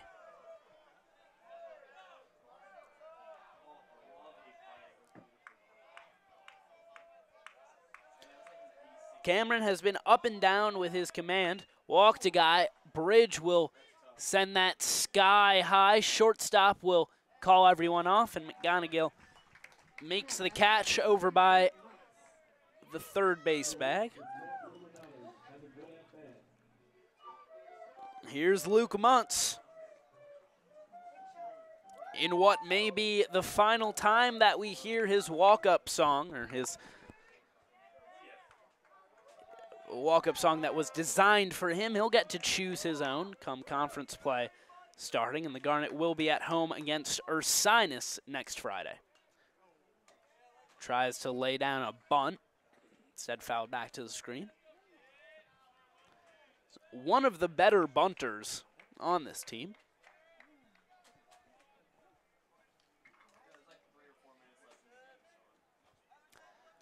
0-1 count.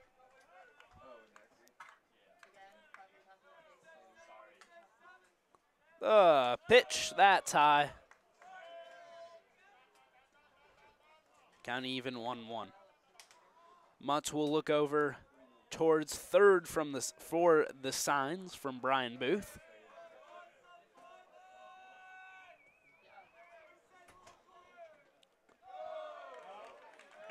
And he'll watch that low. Count 2-1. And Terrell Dale waiting on deck, pinch hitting for Sam Jacobson. Pull another switch. That's high. Mutz watches it go past him. Head in the count, 3-1.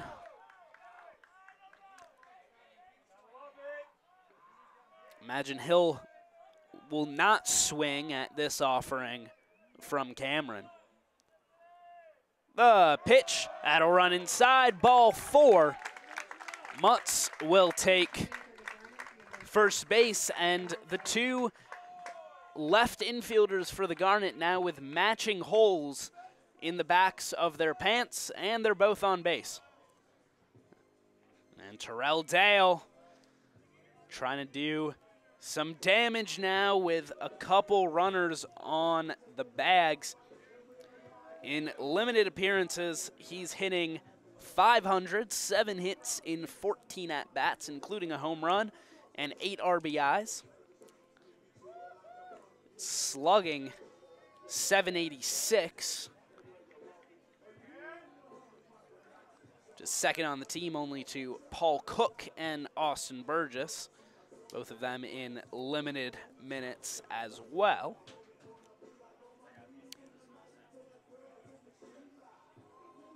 Cook out with an injury as well. He will not be available for at least the next couple weeks. Will hopefully return towards the end of conference play, and he projected as potentially competing for that starting spot out in right field. So he will be very beneficial to have for this team when he's healthy again as a pinch hitter and a fill-in outfielder when they need him. But it's Terrell Dale's opportunity now at the plate as he looks in at Cameron with runners at first and second. I'll catch the corner for strike one to Dale. Jared Gillen waiting on deck.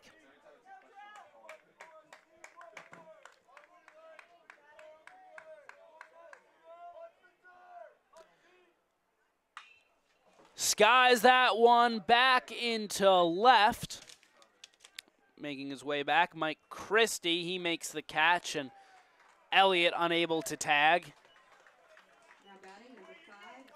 It's a long fly out from Dale. It sounded pretty good, but ultimately settled in the glove of Mike Christie. But here comes Jared Gillen. As always, a conversational fellow, making small talk with the catcher. He's walked once today, but has been held hitless.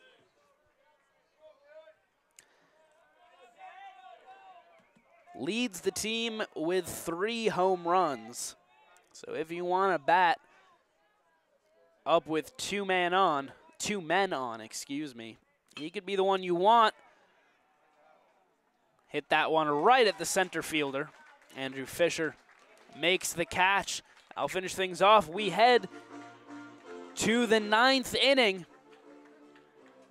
Garnet need to get 3 outs here, and then they'll have one final opportunity at the plate to get themselves back into this game.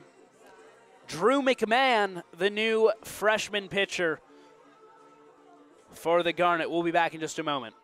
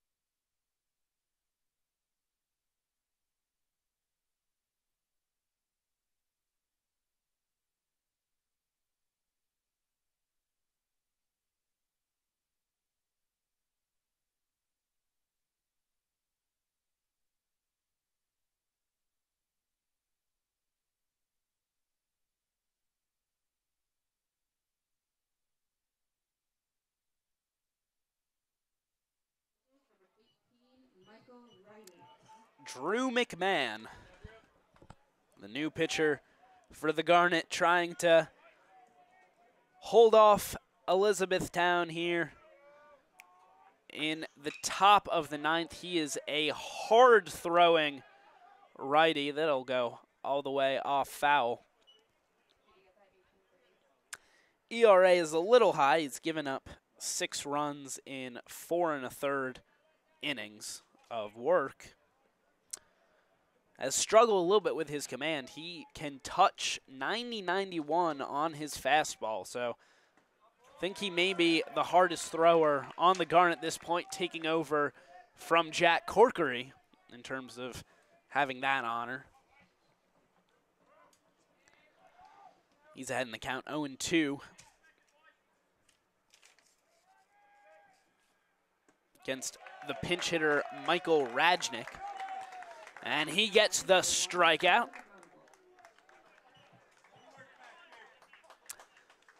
Yeah, with that kind of speed on his throws, you don't see that very much at this type of level. You know, he is one of the hardest throwers that a lot of these batters will face. So he projects as a big strikeout guy as he is dotting the inside corner right now. Forget command issues. He's throwing perfect strikes.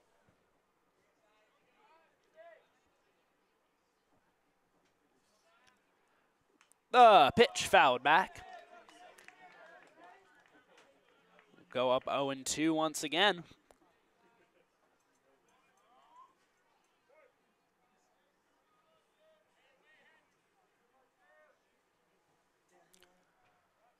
Against Tyler McGonigal, the shortstop. That'll just miss high for ball 1.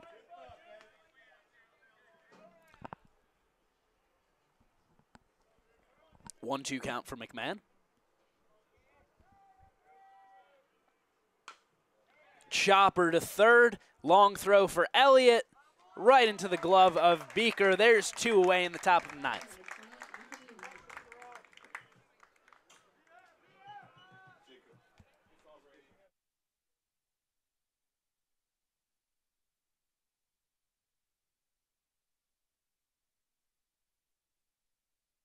Back to the top of the order for the Blue Jays. It's Anthony Knight.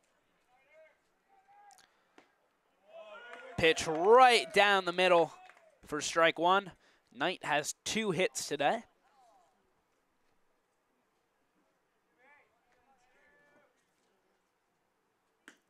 Swing and a miss.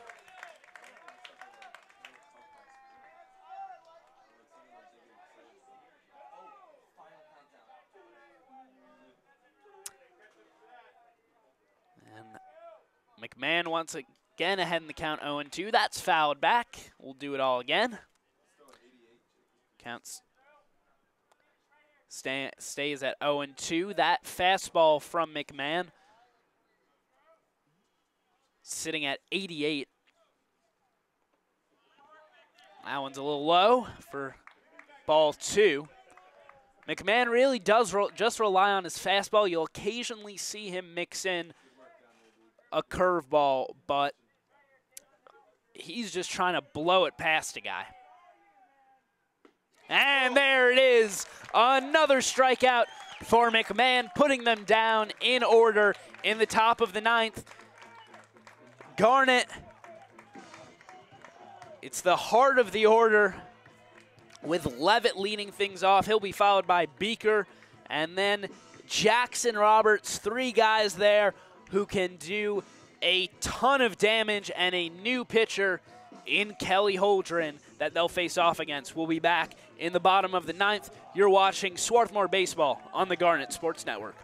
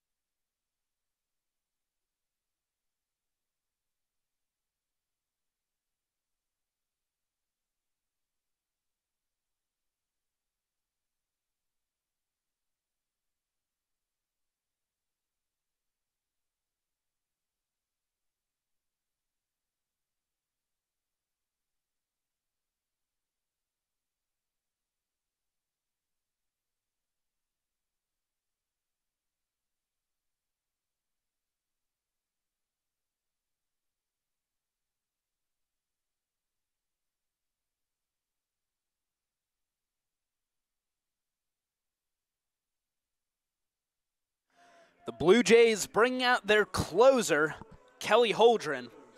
He's pitched to an ERA of 2.38 in 8 appearances, 11 total innings pitched, but he struck out 18 in that time and only surrendered a 227 batting average against. However, he will have to face the 3 most dangerous hitters in the Garnet lineup: Charlie Levitt, followed by Cole Beaker, and then Jackson Roberts. Levitt and Beaker both over 400 hitters, and Roberts possibly the strongest guy on this team. Nearly clips Levitt there. Inside, struggled a little bit with his command on those first 2 pitches. Levitt ahead in the count, 2-0.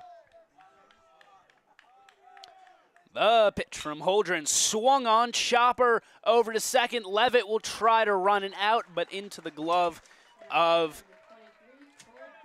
Nick Bine for the first out. Cole Beaker is the batter.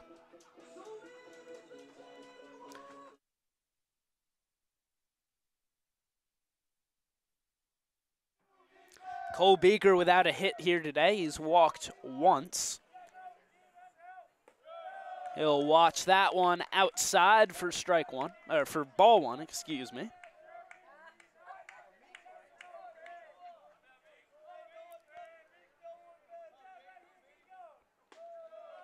That'll just catch the back door on the curveball for strike one.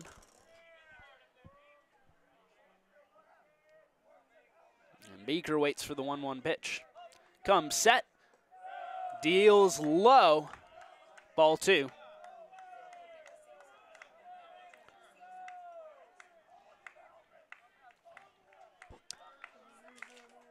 Holdren exclusively out of the stretch. He'll look in and deliver well outside. Count goes 3-1. Hitter's count for Beaker. Will he have a license to swing?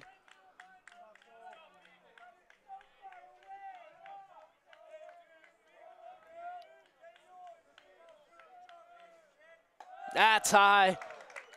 Cole Beaker will take his base, and here comes Jackson Roberts, who has already homered here today. A couple RBIs for him, also a walk and a strikeout.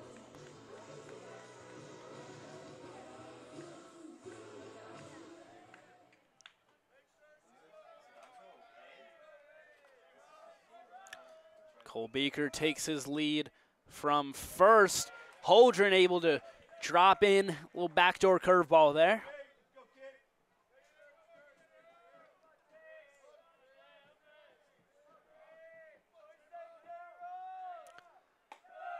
Well high for ball 1. Garnet down to their final 2 outs.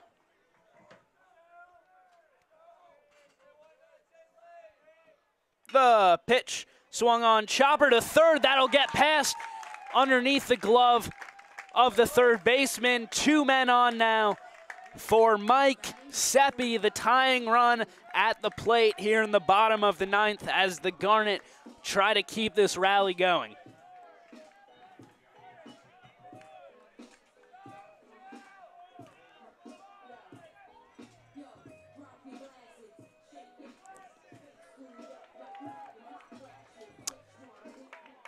Umpire instructs the Garnet bench to back up into their dugout as they are getting excited.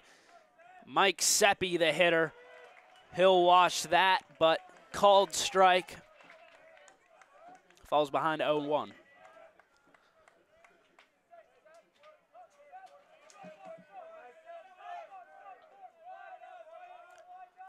Holdren deals. Spike that one. Count 1-1.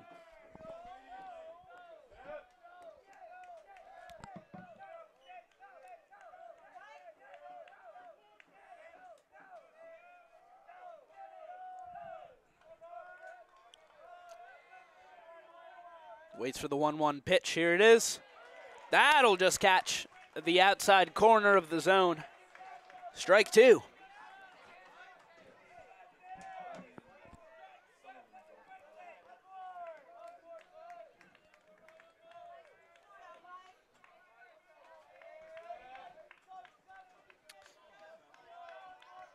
Pitcher's count for Holdren. Seppi waits for the pitch. Take that inside, count will go even.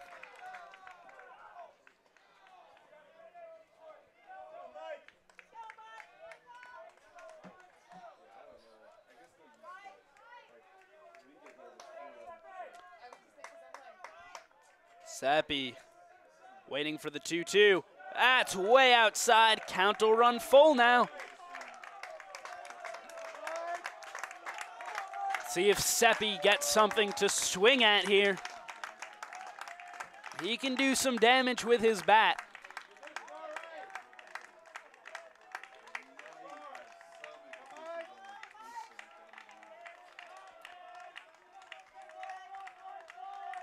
Payoff from Holdren.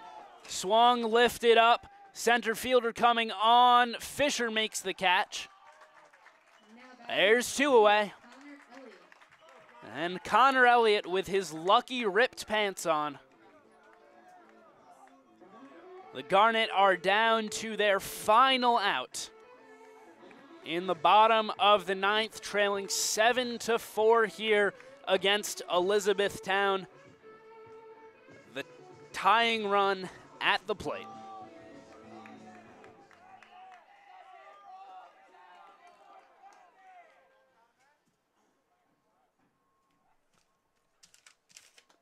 Adam Sheebley, the manager for the Blue Jays, will make his way out to the mound.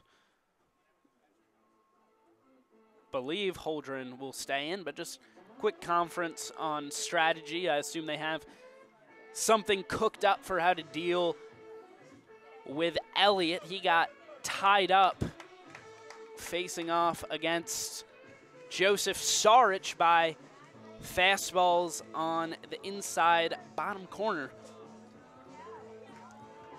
See if Holdren tries to do something similar here. Garnet down 3, final out in the bottom of the 9th. 2 men on, and Connor Elliott at the plate. Has 1 hit today. He struck out twice. Holdren deals. That'll get away from him for ball 1.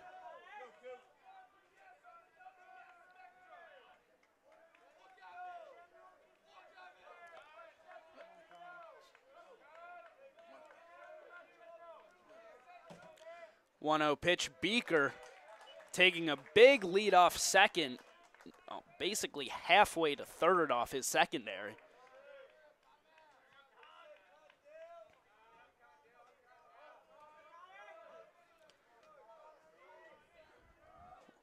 One count, that's high. Ball 2.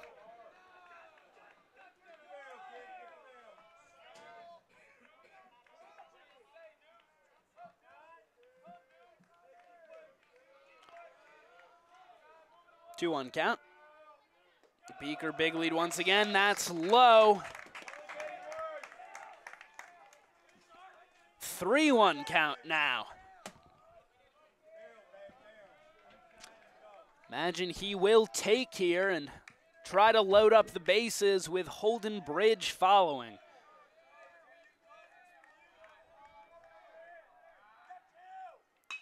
He'll drive that one out right into the glove of Arlie Shepard.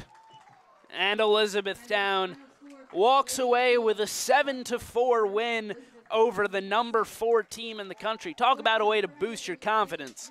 Came into this game 5-13, went down 3-1 heading into the top of the 6th. Were able to get to Ricky Conti at that point, the 3rd time through the order, and put up 4 runs in that inning, put up another 2 in the top of the 7th. They'll walk out of here with the 7-4 win, improved to 6-13. The Garnet will fall to 12-4.